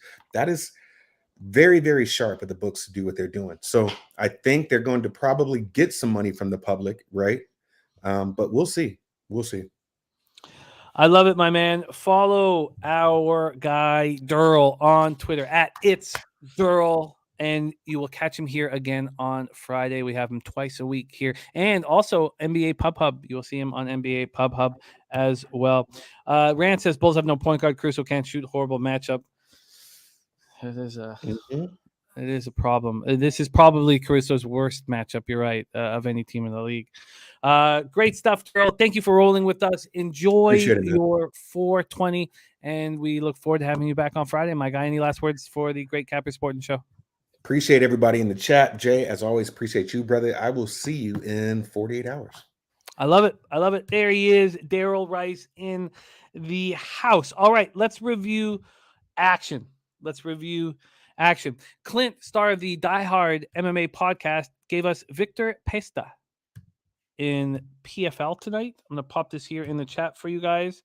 That was direct from our guy, Die Hard MMA podcast. So that's so I should have put that there on the top there. So that's direct from the Clint, star of the Die Hard MMA podcast. Victor Pesta minus 170 PFL tonight. Thank you, Bert. He's had 2 meetings in a long break. Yes, we are still on. Let's go over the action in NHL. First off, Ron Crawford, spreadsheet play of the day is on the Edmonton Oilers, which is going straight up against Mr. Gogster, who's on the Stars. First period plus 146, money line plus 128, and team total over 2.5 at minus 121. We are off of Blackhawks Coyotes, and I will be betting Vegas minus 1. And I'd be curious to see if there's been any more market movement in Vegas minus 1. Let's just take a look here. And no, yes, they became bigger favorites by 10 cents. Damn. Okay, whatever. So Vegas minus 1 is a move for me. Colorado, Seattle, no action. Then, hey there, big guy. You wanted to say a quick hello? You want to say a quick hello? You got it up from a nap. Want to say hi to everybody? You got your Charger shirt on? Yeah? You want to say hi? Big, nice. Mwah, mwah, mwah. I love you, big guy. Yes, I know. I got to get back to work. But thank you for coming over and saying hello to everyone. There he is. Carter in the house. You the man, big guy. So Dommy Gunn is on the Brewers on the run line at minus 125. He's on the Mets over 6.5 at minus 115. I am tailing that play. He's on the Dodgers at minus 125 and the Yanks and Guardians first 5 minus a half. Taint play of the day is the game 2 Cleveland White Sox over 8.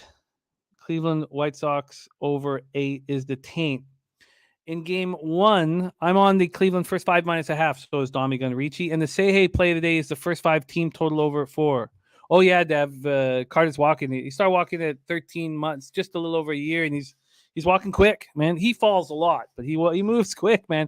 Wait till you see him on the ice. He's going to fly. I want the Cleveland team total over in the second game, but I'd like that first game to start off quietly. And it's out. Oh, it's on right now.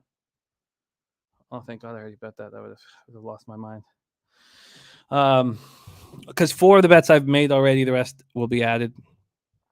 So I need not too much there. And then there's a Son Dizzle in the house, busy counting his cash. I like it.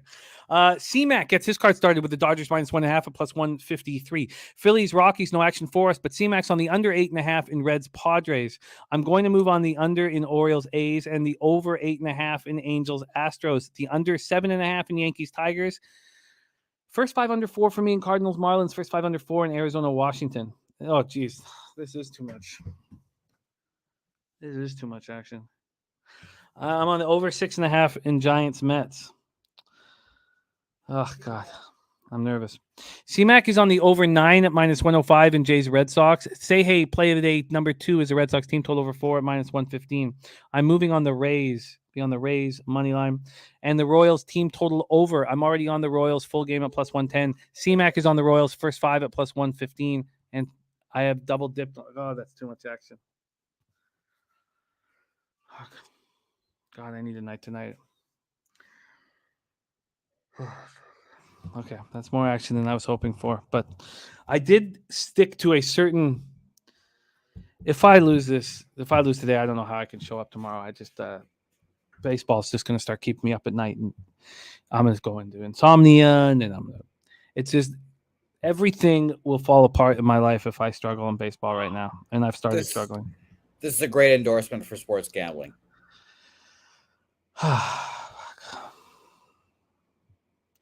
Brewers are up 1-0.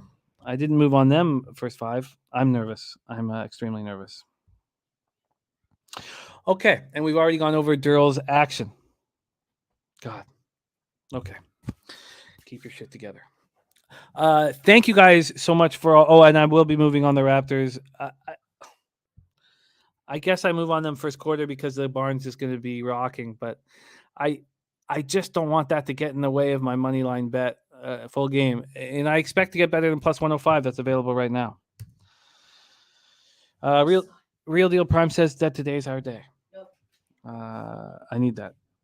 Juan Ruiz says Carter gave me the Mad Starts. He did walk all the way over here on his own volition. So that does make me excited. Mike M says, keep the faith, Jimmy. We get back what we put out, and you put out. Oh, thank you. He says you put out a lot. Thank you. Usually that's something said about what? Oh, hey, big guy. Okay, I gotta go. No, we haven't got him skates yet, but we will. White Sox already 2 errors. Yes.